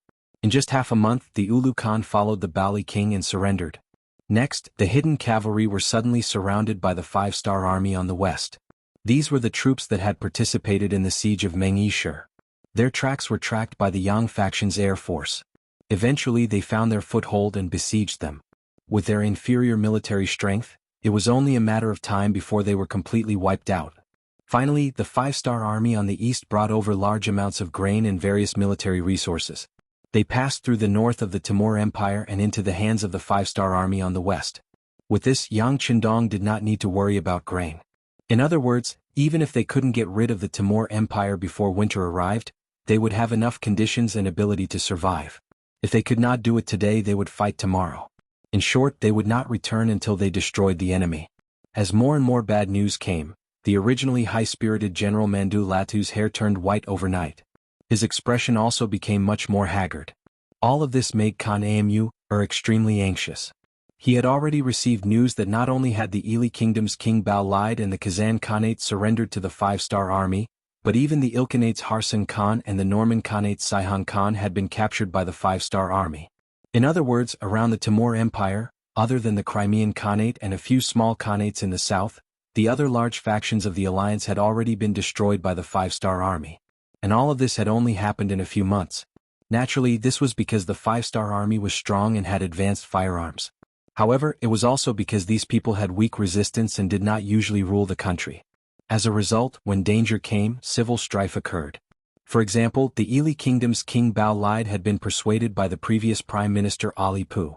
There was also the Ilkhanate's Harsan Khan who had misused Great General Alateng, and Wanyan Hong betrayed Janabek Khan, which directly led to the capture of their capital and the destruction of their Khanate. External enemies and internal troubles allowed the five-star army to achieve so many military exploits and achievements in such a short period of time.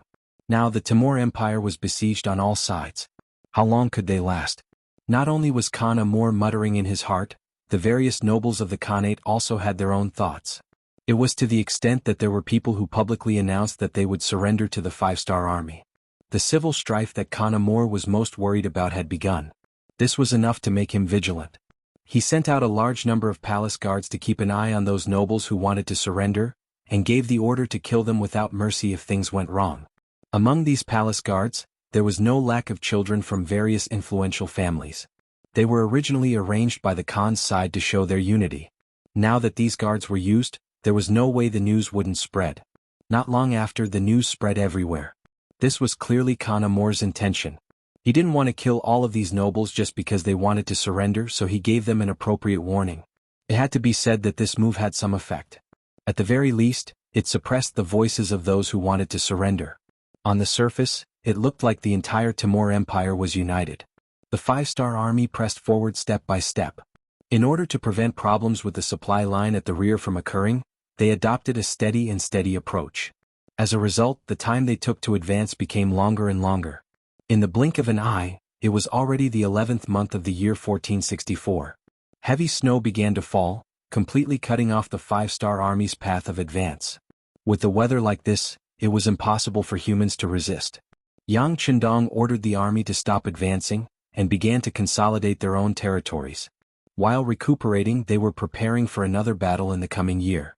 At the same time, Yang Qindong also began to have ideas about the Timur Empire. This idea wasn't to use military force to solve everything, but to use literature to control military force. Wasn't Great Khan Amur always worried about the internal problems? Since he was afraid of this, then let's give him this. Yang Qindong sent out a large number of intelligence agents, and had them infiltrate Herat, the capital of the Timur Empire. He had them secretly contact those nobles who wanted to surrender. He also pointed out that it would be best to find some nobles who had a good relationship with Great General Mandu Latu to persuade them. The reason why the Timur Empire was able to defend for so long, apart from the fact that their territory was too large, and that even the five-star army needed a lot of time to enter, was because of this wise and far-sighted Great General Mandu Latu. This person was indeed worthy of being a great general of the Timur Empire, a famous general.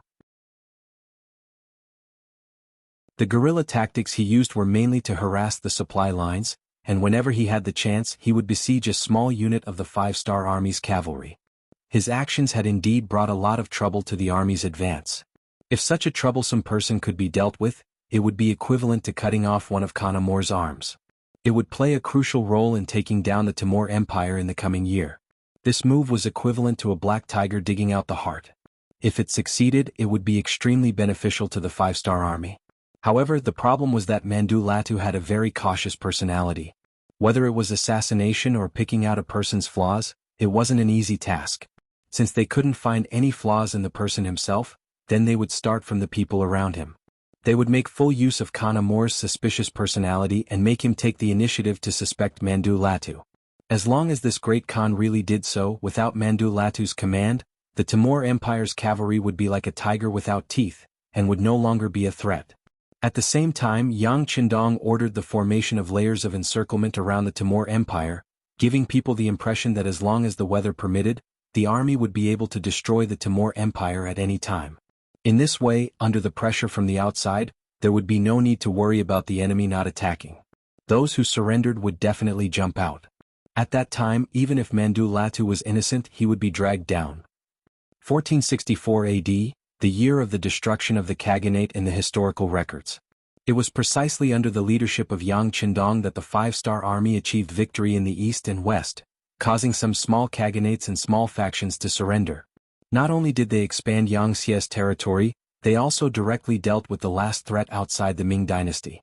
It was not accurate to say that it was the last one because when Yang Qindong and the Timur Empire were caught in a bitter battle, Bangra, that is, Bangladesh to the west of Burma, suddenly sent troops to invade, resulting in the loss of 4 counties and 3 cities, 120,000 people were captured, and tens of thousands of houses were burned down. When this matter was reported to Yang Qindong, the five-star army nearby had already sent troops to rescue.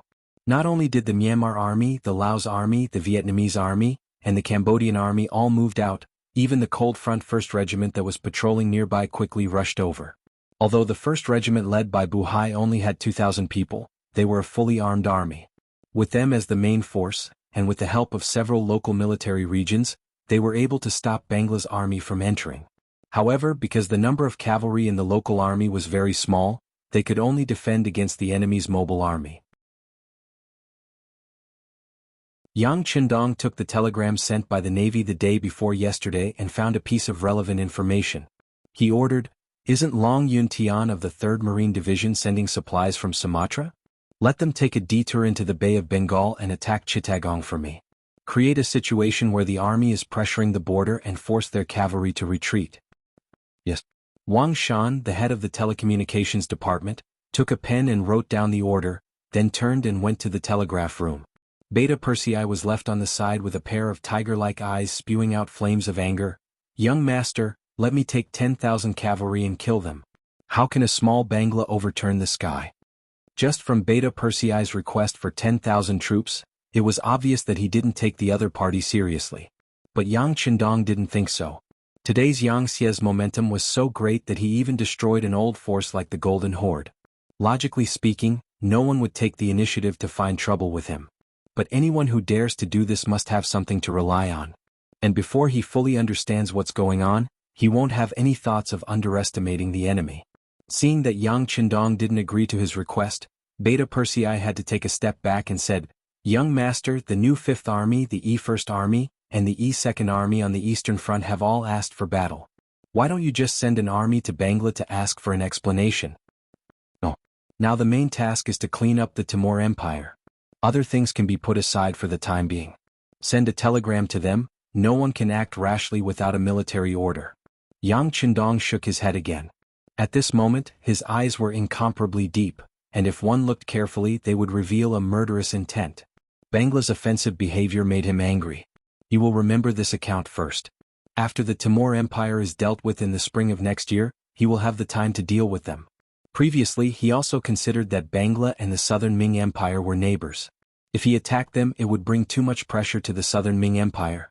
After all, he had too many enemies before, and he didn't have the intention to attack the Southern Ming Empire.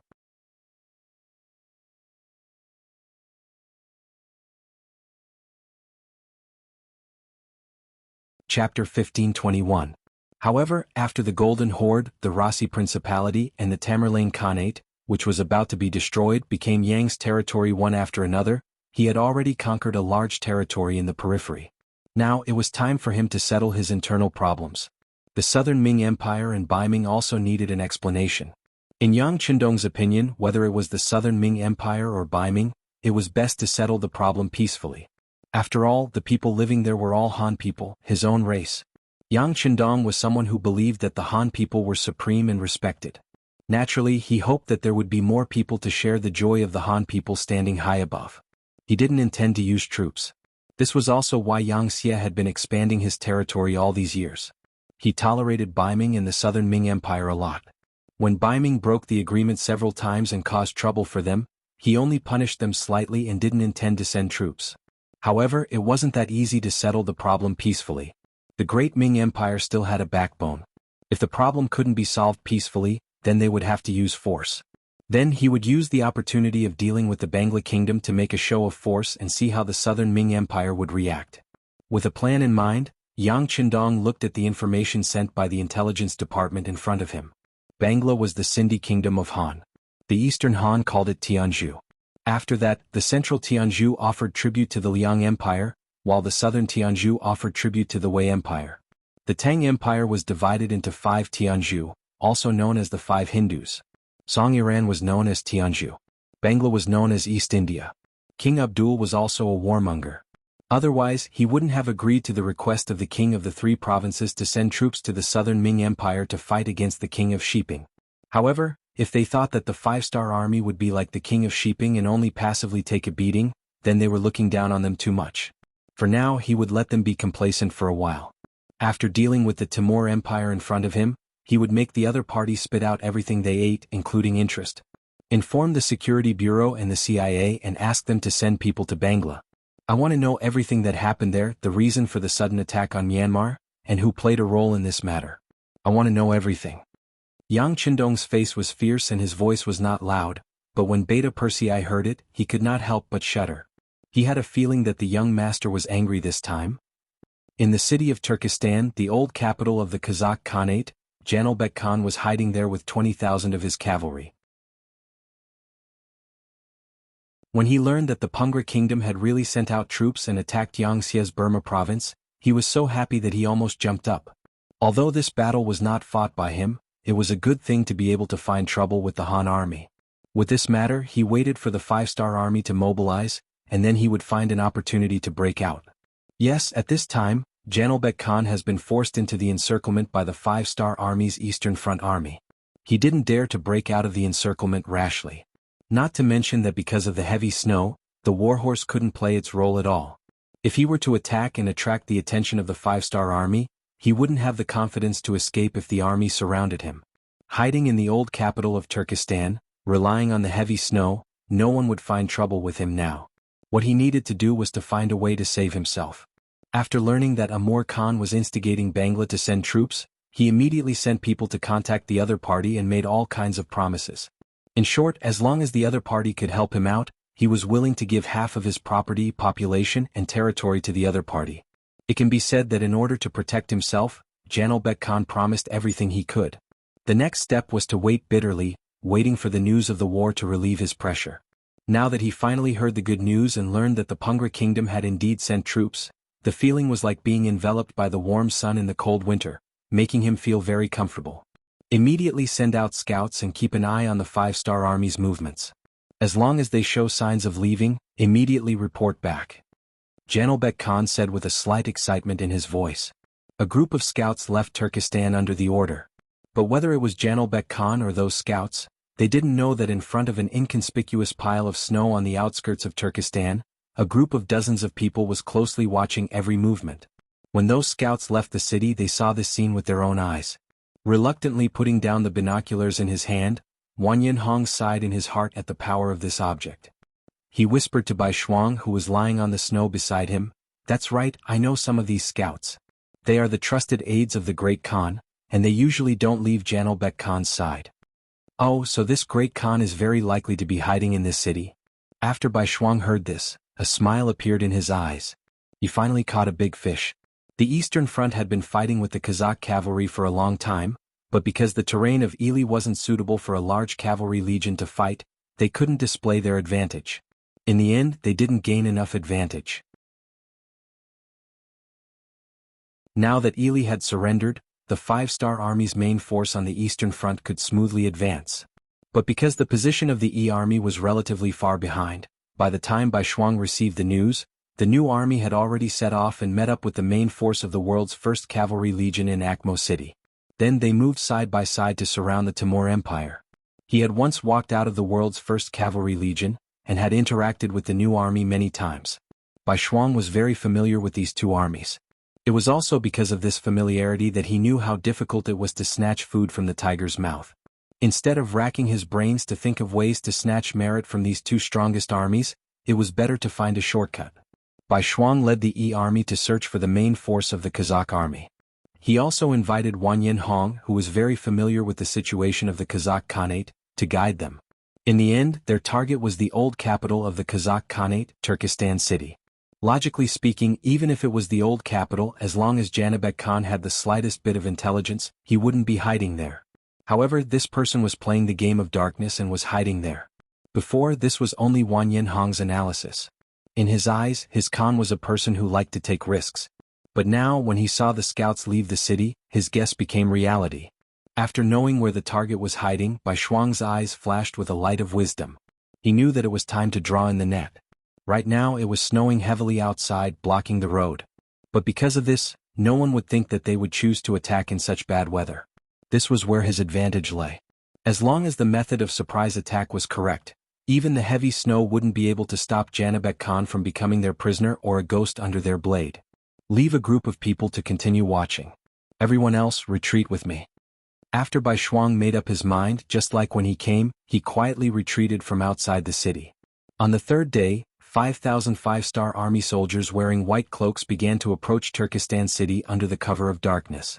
The one who received the surprise attack mission was Zhuang Qing, the commander of the Direct Military Guard Regiment, and some soldiers from the 301st Division. The 5,000 white cloaks were also part of the EE Army stockpile. Under the white snow, the white cloaks were the best concealment items. Unless the moonlight was particularly strong, it would be very difficult to be discovered with one's eyesight. Coincidentally, the night Zhuang Qing attacked was very dark, and the visibility was only 7 or 8 steps away. When the 5,000 soldiers crept closer to the city, the Kazakh soldiers on the city wall didn't notice them at all. Perhaps in their eyes, on such a cold night with such heavy snow outside, it was impossible for anyone to attack them. This was human nature. Many times, taking things for granted would lead to a big mistake. When Janibek Khan promised to let Bangla attack Yangtze, his fate was already sealed. The night was very cold, about -30 degrees Celsius. Lying in a pile of snow, even though he was wearing a military coat full of cotton, as long as he didn't move for a while, his body would immediately turn cold. Even so, not a single soldier complained about being tired. Therefore, everyone was holding back, waiting for the moment to erupt, because they would not forget that once this operation was successful, everyone who participated in the battle would have a meritorious service, and that would be a reward of shining silver. And if the meritorious service was too great in their hometown, the government would beat gongs and beat drums to send food and oil. That was a very glorious thing and also what every soldier hoped for. Time passed by slowly. Behind Zhuang Qing, Bai Shuang also brought the EE Army's main force of over 30,000 people. Seeing that there was only a vast expanse of white in front of them, too high, the commander of the 301st Division couldn't help but ask worriedly, "Commander, do you think Commander Zhuang and the others will be fine? After all, the weather is so cold." "Nothing will happen, we have to believe in our comrades." Bai Shuang's gaze was resolute as he looked forward. After that, he silently said in his heart, "The soldiers must hold on for another hour. When midnight comes, it will be time for them to launch an all-out attack." It wouldn't be an exaggeration to say that Bai Shuang and the EE Army's feelings were like a year. However, since things had reached this point, they could only continue to hold on. Even Bai Shuang had to admit that he had underestimated the cold weather. For example, he had only waited for a short while, but his entire body was already stiff. However, the arrow on the bow had to be shot.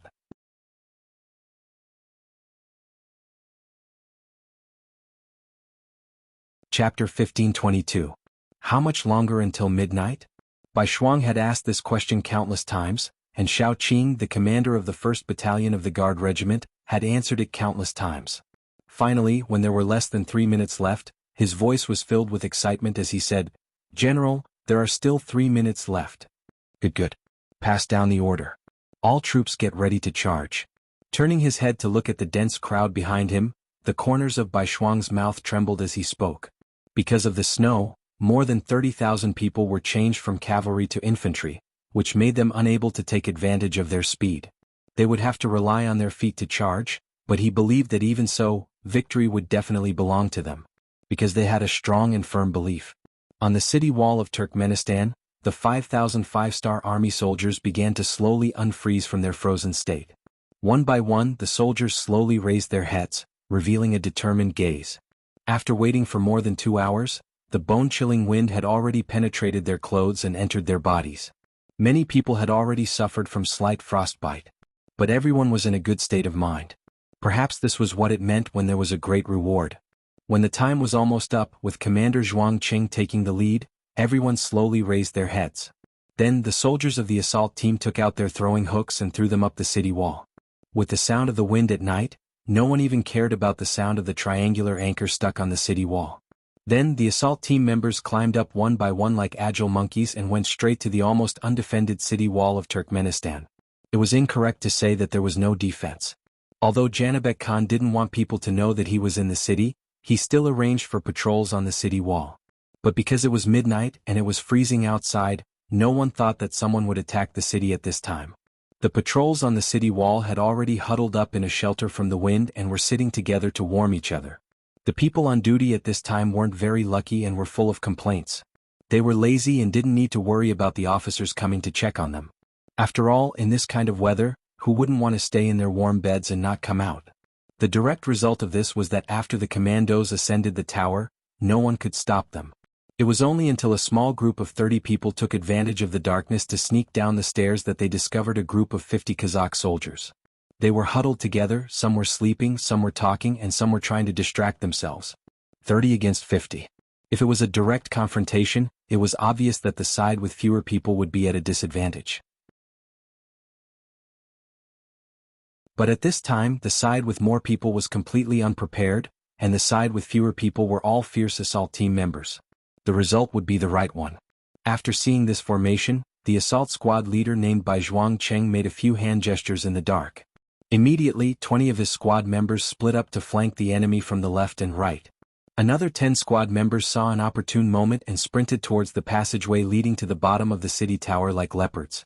The sudden movement quickly attracted the attention of a few soldiers who were chatting, but they didn't have the chance to shout anything. A black shadow suddenly appeared in front of them, and the sharp blade slashed across their throats. One after another, the Kazakh soldiers didn't even have the chance to shout before they felt the strength in their bodies being sucked out. Then, the figure swayed and fell to the ground with a plop. After that, more and more commandos appeared. This patrol team of 50 people either watched with their eyes wide open as they were killed by Dao Feng or lost consciousness while still in their dreams. From the beginning to the end, no more than 2 minutes had passed, and there was no other movement. Phew. After inspecting the corpses of the enemy soldiers, he discovered that all of them were dead. After confirming that there were no hidden dangers, the assault team leader breathed a long sigh of relief. Then he listened to the movements downstairs and discovered the sounds of wild cats. He knew that the people downstairs had also succeeded. Thinking about it, the defense of the most dangerous city wall was already so lax. There was no need to talk about the situation downstairs. Whether or not there was anyone watching was another matter. Being able to succeed was a matter of course. Everything went smoothly as planned. The assault team leader responded to the sounds of the wild cats downstairs, telling them to open the city gates and prepare to welcome the army at any time. He even took out a match from his bosom and lit up a torch that he had prepared beforehand. In the cold night, the sudden appearance of a fire and warmth made people unable to help but feel a sense of trust. However, the assault team leader didn't intend to use this opportunity to warm himself up. He lit up the torch to signal to Zhuang Qing below. After seeing that everything was in place, he raised the torch up high. In the darkness, the light was so clear and eye-catching. The assault team has succeeded. All soldiers listen to my orders. Zhuang Qing had been searching and waiting this entire time. When he saw the signal, Zhuang Qing couldn't hold himself back and stood out from the cold snow. Then more soldiers in white cloaks stood up beside him. As if to cooperate with them, the city gate several dozen steps away slowly opened from the inside. In the silent night, The creaking sounds of the city gate opening were especially sharp. What's going on? Why did the city gate open? Who gave the order? This kind of movement finally attracted angry curses and reprimands. Through his studies, Zhuang Qing, who understood the language of the Kazakh Khanate, knew that his plan had been discovered. He had to hurry up. He didn't care about hiding his identity and shouted, "All soldiers, follow this commander and attack. Kill the enemy and gain merit. Kill the enemy and gain merit." This kind of shout instantly attracted more voices of agreement. Then the 5,000 soldiers charged forward with high fighting spirit. Due to the cold weather, some of the warriors even fell to the ground while running. That was because their bodies were stiff. However, when they got up and moved their bodies and found that there wasn't much of a problem, they continued to shout and charge. Behind them, when the torches on the city gate were lit, Commander Bai Shuang had led the main force of the foreign army to charge. In comparison, they were afraid of being discovered by the enemy, so they were further away. They also didn't have the help of war horses, so they had to rely on their feet. However, no matter what the conditions were, they had to quickly enter the city. Otherwise, the pressure on the 5,000 vanguard soldiers would increase. No one knew how many of these 5,000 warriors were still able to fight in such bad weather. First, there was the sound of the city gate opening, followed by the sounds of fighting and killing. When the other city guards heard this, they instantly understood what had happened. More and more people began to gather at the city gate. They were also shocked at how the enemy had managed to sneak in and open the city gate in such cold weather. However, no matter what should have happened had already happened. Now the only thing they had to do was to chase the invaders out. Otherwise they would all die here. The movement at the city gate quickly spread to Jainerbek Khan's ears. This Kazakh Khan suddenly jumped up from his bed and shouted, "How is this possible?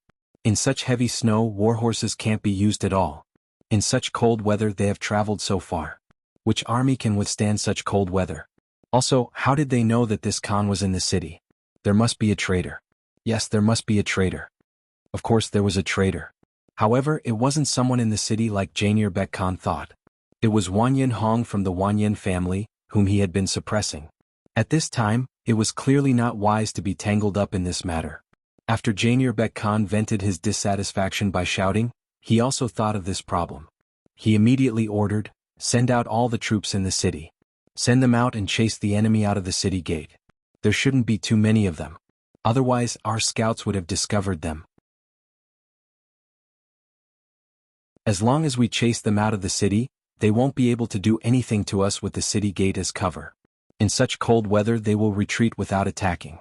Tell these words to the generals. If they want to survive, they must use all their strength to kill the enemy." Jainerbek Khan's analysis was reasonable. When his words reached the ears of the generals, they also deeply agreed with him. Then nearly 20,000 troops in the city were mobilized and pressed against the east gate that had been opened. At this moment, there was an intense battle going on at the east gate. It was only because Zhuang Cheng and the others were fast enough that they managed to enter the city before the city gates were forcefully closed. However, in order to defend the city gate they paid the price. Only 2 of the 30 commandos were left, and both of them were slightly injured. The enemy is not weak. We must not be careless. Seeing that the commandos were almost completely wiped out in a short period of time, Zhuang Qing felt immense pressure. When he turned around to look at his soldiers, most of them had pale faces and were trembling all over. He knew that the long period of hiding had greatly affected their combat strength. With their current strength, if the enemy counterattacked too fiercely, it was hard to say if they could wait until the main force arrived. Since they had already launched the attack, there was no reason to give up halfway. Zhuang Qing gritted his teeth and said to the soldiers who were still trembling because of the cold, "Don't be afraid, everyone. Try to move your limbs as much as possible. There will be a great battle soon. We must hold on until the main force arrives. When that time comes, everyone will be heroes. Our families will also benefit from our efforts today."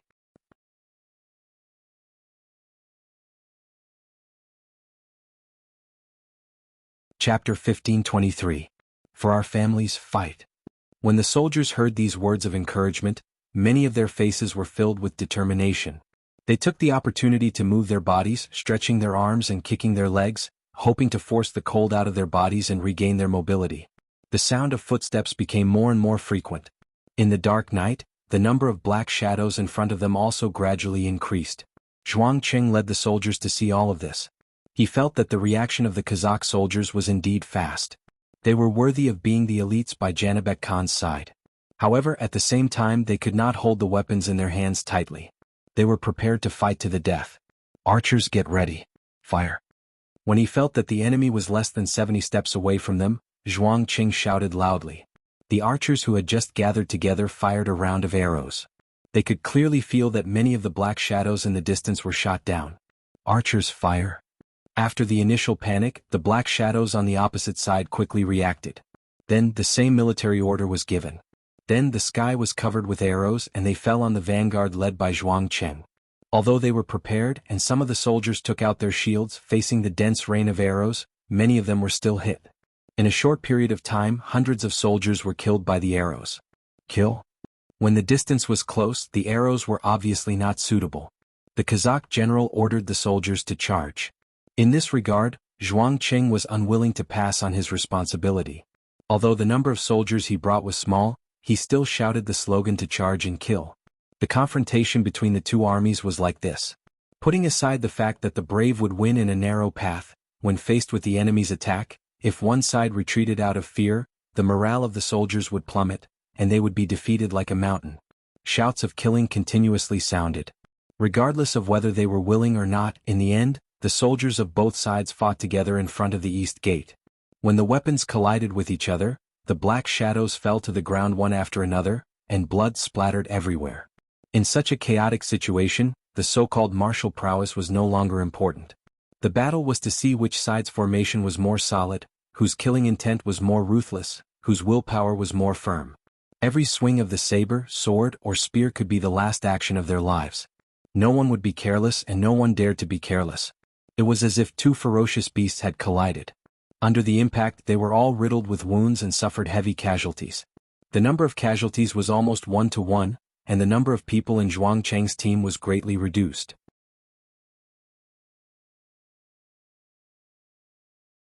There was nothing the commander could do about it. The only thing he could do was to keep looking outside the city to see where Commander Bai Shuang was leading the army. Speaking of which, the Yi army was composed of all non-humankind young men. They came from different places, had different beliefs and different habits. Gathering these people together was already a problem. Wanting to tie them together into a rope and organize them into a powerful fighting force was even more difficult. Even though Commander Bai Shuang had put in a lot of effort for this and had basically eliminated the barriers between the different races, their combat strength was still far inferior to the veteran New Third Army and other veteran armies. Compared to the world's first cavalry army, the gap between them was unimaginably huge. Many times the Yi army would win because they had more people and momentum. They would win because Commander Bai Shuang's command was correct. Once it was a one-on-one battle, their weak side would be exposed just like what was happening right now. After a quarter of an hour of battle, Zhuang Qing could feel that there were more casualties on his side. Apart from the fact that they were lying in the cold snow and couldn't use their full strength, it was also because their fighting ability and numbers were inferior. It was also thanks to the East City Gate's terrain that they couldn't place more troops at the same time. Otherwise it would be difficult for them to hold on for more than a minute. Press on with the reserves. No matter what, we can't abandon the city gate, even if we have to fight to the last man. Zhuang Qing said with a serious expression. When he said this, he was already prepared to sacrifice himself. He absolutely could not allow the East Gate to be snatched back by the enemy.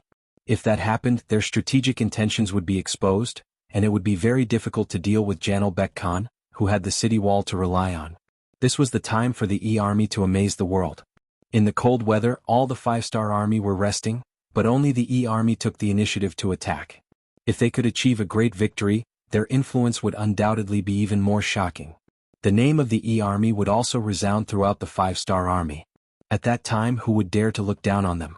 In order to kill the enemy and gain merit for the Yi army, Zhuang Qing was willing to give up his life. Unless he died, he would never let the enemy regain control of the gate. Quick, faster. Those who can run, run first. Don't worry about the formation.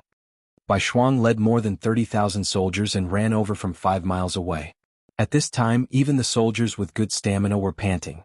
If he were to run on flat ground, the distance of only 5 miles was nothing to him. He would be able to rush over with his army in less than a quarter of an hour.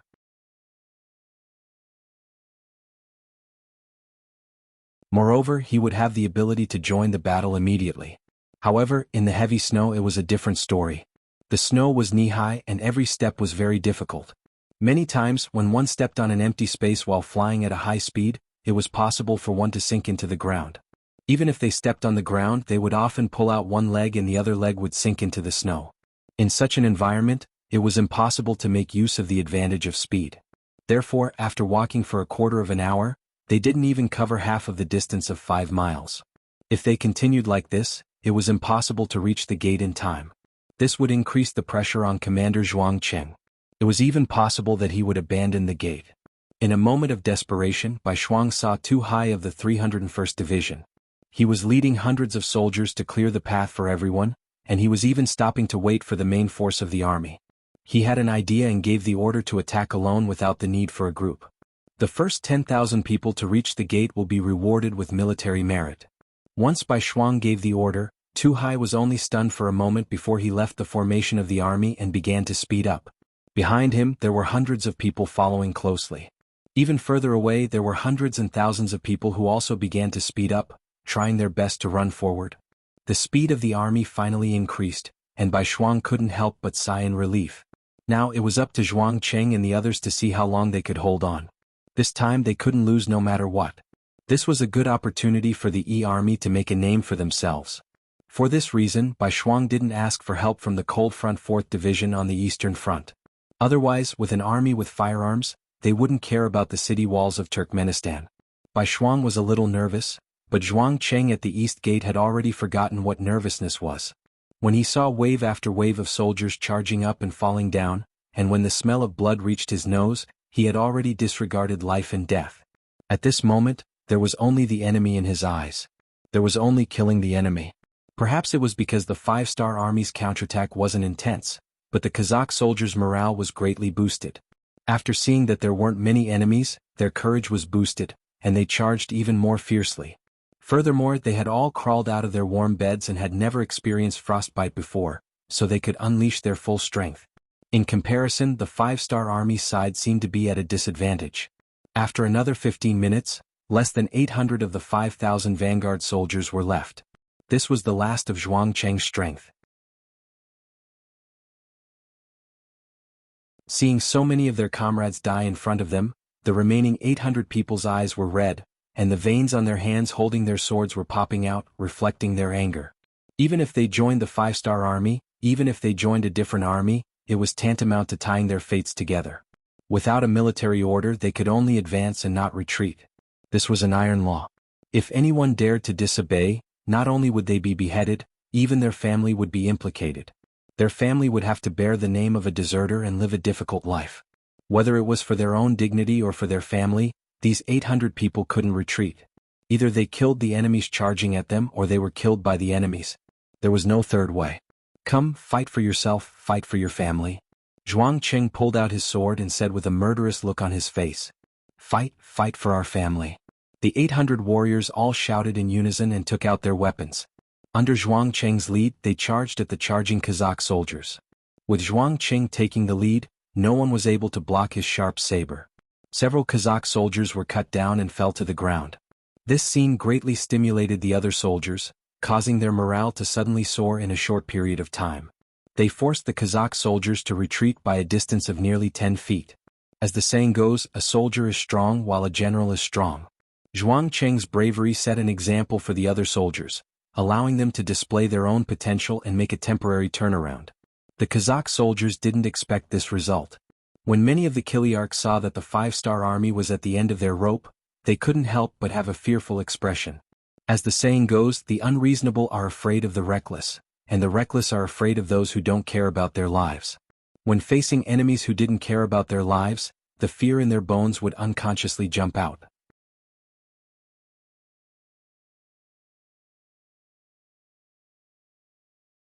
Chapter 1524. There is a large number of 5-star army outside the city. They are getting closer and closer. After both sides stopped fighting for a short moment, a shout suddenly sounded from the city gate tower that had already been recaptured. When this shout entered the ears of the Kiliarchs, they immediately reacted. Kill them. We cannot allow them to join up with the reinforcements. Immediately recapture the city gate. When the time comes, we will have the advantage of the city wall and will be able to defend the city. Otherwise, all of us will be killed by the 5-star army. A Kazakh chiliarch loudly shouted, revealing everyone's situation. Under this kind of shout, the Kazakh soldiers who originally wanted to avoid the brunt of the attack were unable to retreat. If they didn't kill all of the 5-star army in front of them, then the next one to die would be them. This was an extremely easy decision to make. If it wasn't you who died, then it was me who died. Of course, everyone would choose to die for their opponent.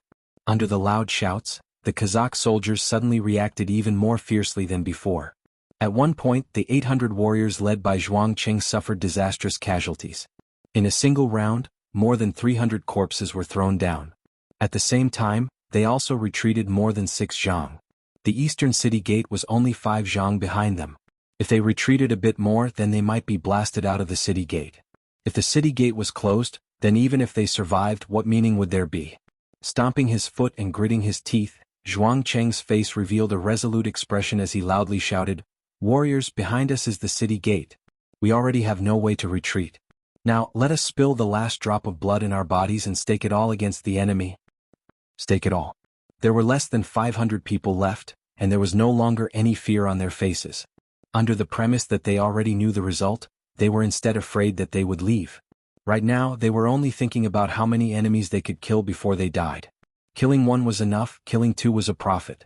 Even if a warrior didn't go to school, they would still calculate the gains and losses. Zhuang Qing and the others began to unleash the last of their strength. Under the full-force counterattack of nearly 500 men, under Zhuang Qing's leadership, they didn't retreat a single step. Only when there were less than 100 men left and almost all of them were injured, did the Kazakh soldiers on the city gate tower begin to shout and release arrows from above their heads. Needless to say, the reinforcements from the 5-star army had arrived. When they heard this voice, Zhuang Qing and the others seemed to be filled with energy in an instant.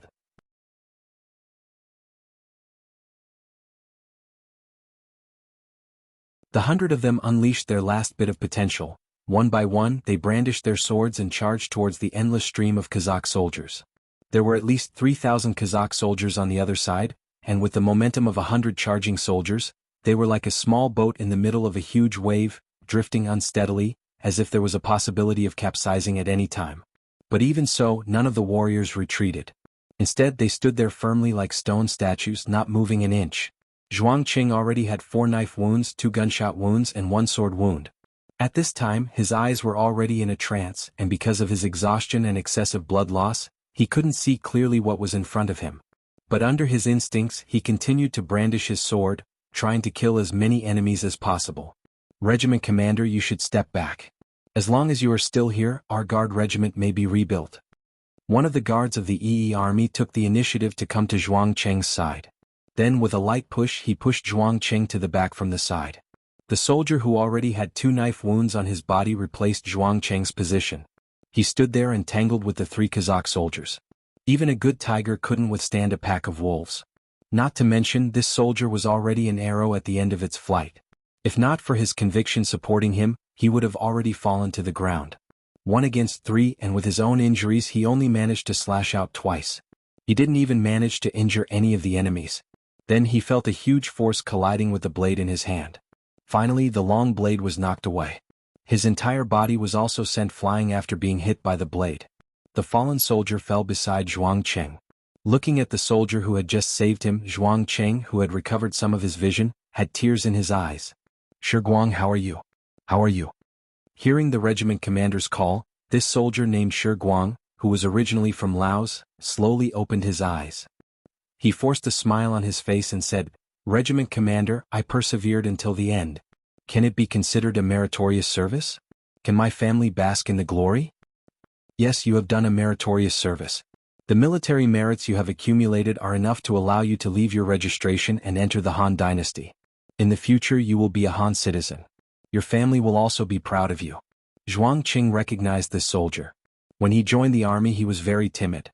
However, after knowing that he could leave his registration and enter the Han Dynasty, he seemed to have changed into a different person. He became extremely hardworking. In this battle he had killed at least 3 enemies and had persevered until the end. Killing 3 people in addition to the military merits before, he indeed had the qualifications to leave his registration and enter the Han Dynasty. Zhuang Qing wasn't lying to him when he said those words. Instead, he just wanted him to leave safely. Is that so? That's great. I have a younger brother who can help me enter the Han Dynasty. In the future, when I am no longer around, my family will have to rely on him. Is that okay? Regiment Commander? Shi Guang's eyes flashed with a glimmer of light. Perhaps that was the final radiance of a dying person. Yes, as the regiment commander, I promise you. Tears flowed from Zhuang Cheng's eyes. At this moment, Zhuang Cheng was covered in tears. Thank you, regiment commander. The soldier named Shi Guang finally smiled and closed his eyes. However, this closure would become permanent. Ah. Looking at the dead warrior who had just saved him lying in his arms, Zhuang Cheng felt a surge of anger. He didn't know where he got the strength, but he stood up again. He pulled out his sword and slashed at the Kazakh soldiers who were charging at him. 1 slash, 2 slashes, 3 slashes. He did not know how many slashes he had made, nor did he know if he had killed anyone. Zhuang Cheng only felt that the sky in front of him was dark. That was the sign of his physical strength being used to the extreme. Just when he was about to fall to the ground, a strong arm suddenly caught him. Following that, Division Commander Tu Hai's loud voice sounded in his ears. Regiment Commander Zhuang, you have completed the mission very well. Now you are very tired, you should go and rest. Men, is there any medical staff? Immediately save him. This was the voice that Zhuang Cheng heard before he fainted. He did not know whether it was an illusion or reality. After that, he completely closed his eyes. Division Commander Tu Hai had arrived. He brought more than 1,000 soldiers with him. Behind them, more and more soldiers from the other army were entering the city from the east gate. In the eyes of the Kazakh Kilyarchs, they knew that the situation was over and everything was over. With no hope left, some of them simply abandoned their weapons and knelt on the ground to surrender. There were also some who directly ran towards the other city gates. They did not want to surrender to the 5-star army, so they could only risk charging into the harsh environment where snow was everywhere in order to survive. Janelbek Khan did not escape. He had no place to escape. He also did not think that the 5-star army could really enter the city. Just a moment ago, someone had reported that the 5-star army could be driven out of the city. However, in just a short while, the 5-star army actually entered the city. With such a huge contrast, Janelbek Khan didn't even have time to prepare before he heard even worse news. The place where he lived, which used to be the Kazakh Imperial Palace, was surrounded by the 5-star army. With a plop, Janelbek Khan fell to the ground. He knew that from today onwards, there would no longer be a Khan behind his name. He would become a prisoner. Perhaps he would be killed. Perhaps he would live in a dungeon forever. A sharp scimitar was unknowingly in his hand. Janelbek Khan wanted to end his life. He did not want to be a prisoner. He did not want to be treated like a prisoner. However, when the scimitar was placed on his neck several times, he finally put it down powerlessly. He did not have the courage to do so. It was also at this time that Janelbek Khan realized that he was a coward. He did not even have the courage to die. At this time he was in tears. He hated himself for being a coward. Even when countless soldiers from the 5-star army rushed in and dragged him away, his tears still didn't stop. The EE army actually managed to capture the city of Gelkistan when it was snowing heavily and captured the Kazakh Khan Janelbek. When the news spread, Amor, who was in Herat city, heard it and was shocked. He knew very well how difficult it was to launch an attack in the snow. The cold weather was likely to reduce the number of soldiers by a quarter or more. Not to mention the fact that they had to attack the city in such weather. The news showed that the 5-star army did not use any firearms to capture Turkmenistan city. Doesn't this mean that even in a battle of cold weapons the 5-star army is quite strong? At this moment, Amor felt that he could not see any hope. Not only did Amor have such thoughts, everyone in the royal city was shocked when they heard the news. Some of the capitulators had their own thoughts. They firmly believed that the 5-star army was invincible and decided to surrender. As for those who supported the war, some of them were unconsciously shaken. Even if they didn't think for themselves, they still had to think for their families. If they still insisted on going to war and the 5-star army really defeated them and took over the royal city as the pro-war faction, where would they go from here? This kind of thinking also affected Great General Mangilato. Originally, it was just some influential people who sent him messages. Their words were full of the idea of surrender. What 5-star army was invincible was everywhere. But now, even some of the generals under his command began to waver. This made him deeply distressed. He suddenly became worried about this war that he was originally confident in. When he took the initiative to find Amor and told him about his confusion and the situation in the army, he finally got some good news. That is, after the 5-star army went to the rear, there was another force called the Great Ming Dynasty that also attacked the rear of the five-star army. The damage caused was even greater.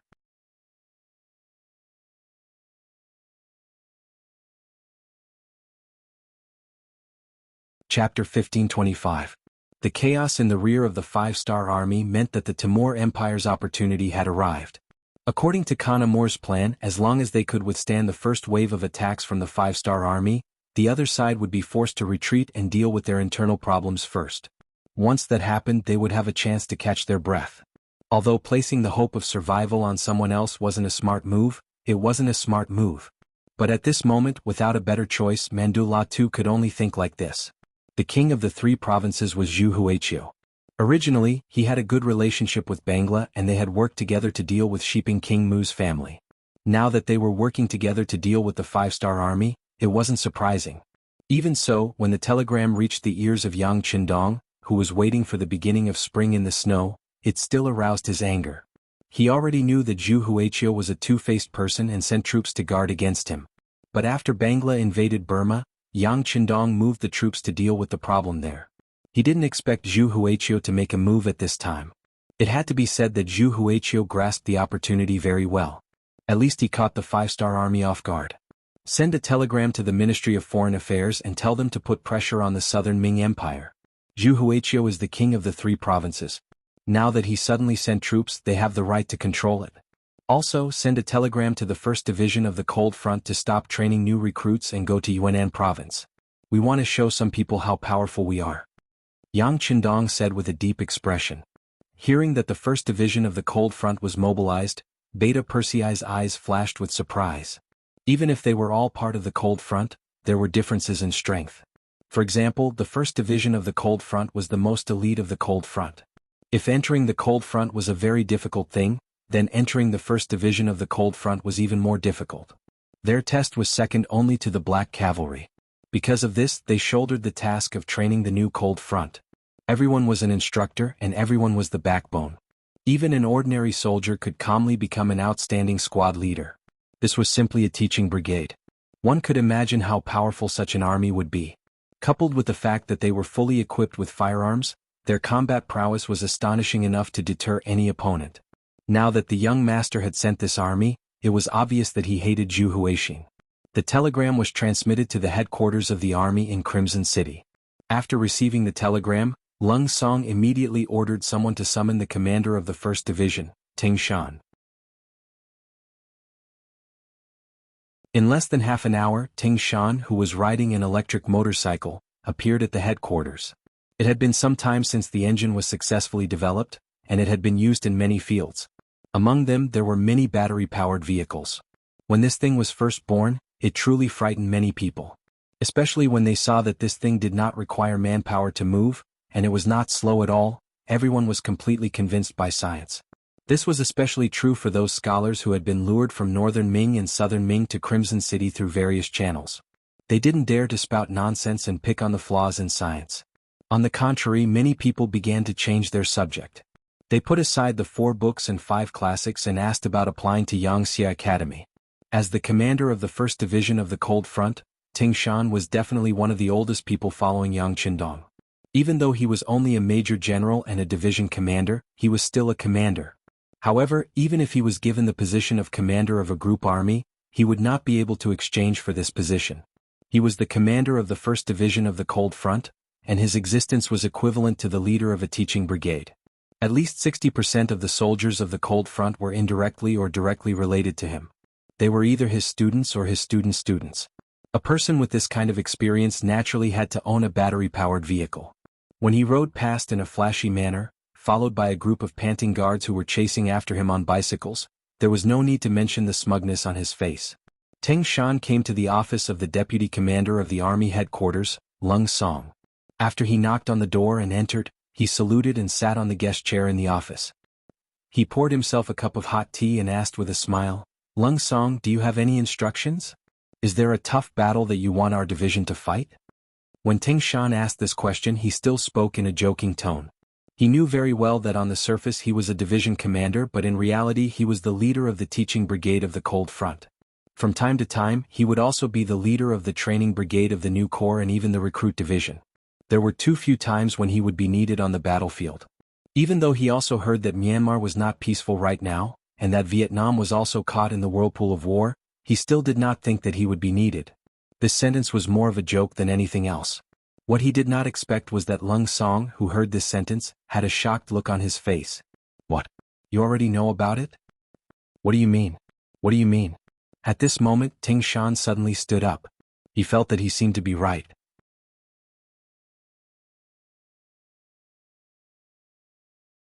Could it be that he was really needed in the future? If that was the case, it could not be better. At this moment, he was somewhat unable to suppress his excitement. When Lung Song saw Ting Shan's reaction, he knew that he was overthinking. Ting Shan did not know anything at all. He should have just said it casually. When he thought about how the sixth young master's telegram had been sent directly to him, he laughed and said, "You're in luck, kid. The sixth young master has appointed the first division of the Cold Front. This time you can show your face properly." When he heard that it was Yang Qindong who had personally appointed the first division of the Cold Front, Ting Shan was so excited that he did not know what to say. Was there finally a place for him to show his skills? When he thought about how he had been placed in the rear for so many years, he had almost forgotten what war was all about. Now that he could finally fight again and display his military prowess, tears flowed uncontrollably from the corners of his eyes. When he saw Ting Shan crying, Lung Song walked out from behind his desk and patted him on the shoulder. "I can understand how you feel. Facts have also proven that the sixth young master has never forgotten about you. Isn't this a chance for you to show off? How about this? The training work will be left to your teaching group. You can lead the other groups. When you go back, make the best use of your time and try to get to the front line as soon as possible. Speaking of which, the three provincial kings are very arrogant now. It's time to teach them how to behave." When he heard that the opponent was the three provincial kings, Ting Shan wiped the tears from the corners of his eyes and laughed. "Lung Tu, don't worry. This time watch how the first division of the Cold Front takes care of him. I guarantee that he will be beaten until his parents can't recognize him." Ah. If it was anyone else who said this, even if it was another division of the Cold Front, Lung Song would not take it seriously. However, when it came from Ting Shan, it was completely different. The first division of the Cold Front wasn't just a simple teaching mission. They were also responsible for ensuring the safety of the Crimson Nest City. In order to better complete the mission, they were good at things like infiltration, assassination, decapitation, reconnaissance, and even naval and air forces. If there was a word to describe them, it would be the special forces of the Cold Front. When an army of tens of thousands of people suddenly appeared on the battlefield and faced people who had only undergone simple training and were holding outdated swords and spears, it would be a bit of a bully. It would not be an exaggeration to say that they would beat Zhu Huihua until his parents could not recognize him. I believe you. However, don't forget that the training mission cannot be abandoned. If one teaching group is not enough, you can tell me and I will transfer more people for you. Hearing these confident words, Lung Song knew that this battle was in the bag. The only difference was how big the scale of the battle would be. It's enough. One teaching group is enough. Usually we only arrange for one regiment to train new recruits. The other regiments are doing all kinds of training. Ting Shan shook his head, indicating that even if the division's main force left, the work left behind would not be slack at all. Ting Shan left at a faster speed than when he came. When he rode the electric scooter back to the division headquarters of the 1st Division of the Cold Front, apart from the teaching group, the other 4 regimental commanders entered the meeting room. When everyone found out that the 1st Division of the Cold Front finally did not have to stay at home and could go out to fight, everyone was extremely excited. If it were not for Ting Shan's constant reminders and warnings, even the table would have been smashed. After a while, everyone finally calmed down. Then the regimental commander of the 1st Regiment, Cheng Hu, asked in an excited tone, "Sir, when can we set off?" "That's right. All these years, we've been watching our brothers' troops perform meritorious deeds at the front lines while we're the only ones left behind. We can't stand it anymore. If we can set off, the sooner the better." The 2nd Regiment commander, Xiao Shan, also shouted to express his attitude. Seeing how anxious the regimental commanders were, Ting Shan nodded. "Have you heard about the incident with Commander Bai Shuang of the EE Army?" "Sir, are you talking about the snowstorm?" "Of course I've heard about it. Yang Bao has recorded it. The EE Army is really good. Under the heavy snow, other people would find it cold to walk around, but he insisted on it. He actually took the initiative to attack and even achieved a complete victory. As expected of the 6th young master's favorite student." The 3rd Regiment Commander, Fang Hao, said with an envious and admiring tone. After the 1st Regiment Commander and the 2nd Regiment Commander heard this, they kept nodding their heads. Obviously they had the same view on this matter. Only the 4th Regiment Commander, Qin Zaiqiang, nodded his head first. Then, his eyes suddenly widened as he said, "Wait, does Sir mean that we should also attack in the snowstorm like the Yi army?" You're tuning in to the Han Li's Wuxia Chronicles YouTube channel. We're so grateful for your support, and don't forget to subscribe to join us on this incredible journey through captivating stories. Your generosity through donations truly makes a world of difference, as it's the primary source of revenue that allows me to expand and enhance this channel for you. Thank you from the bottom of my heart for being a part of this adventure.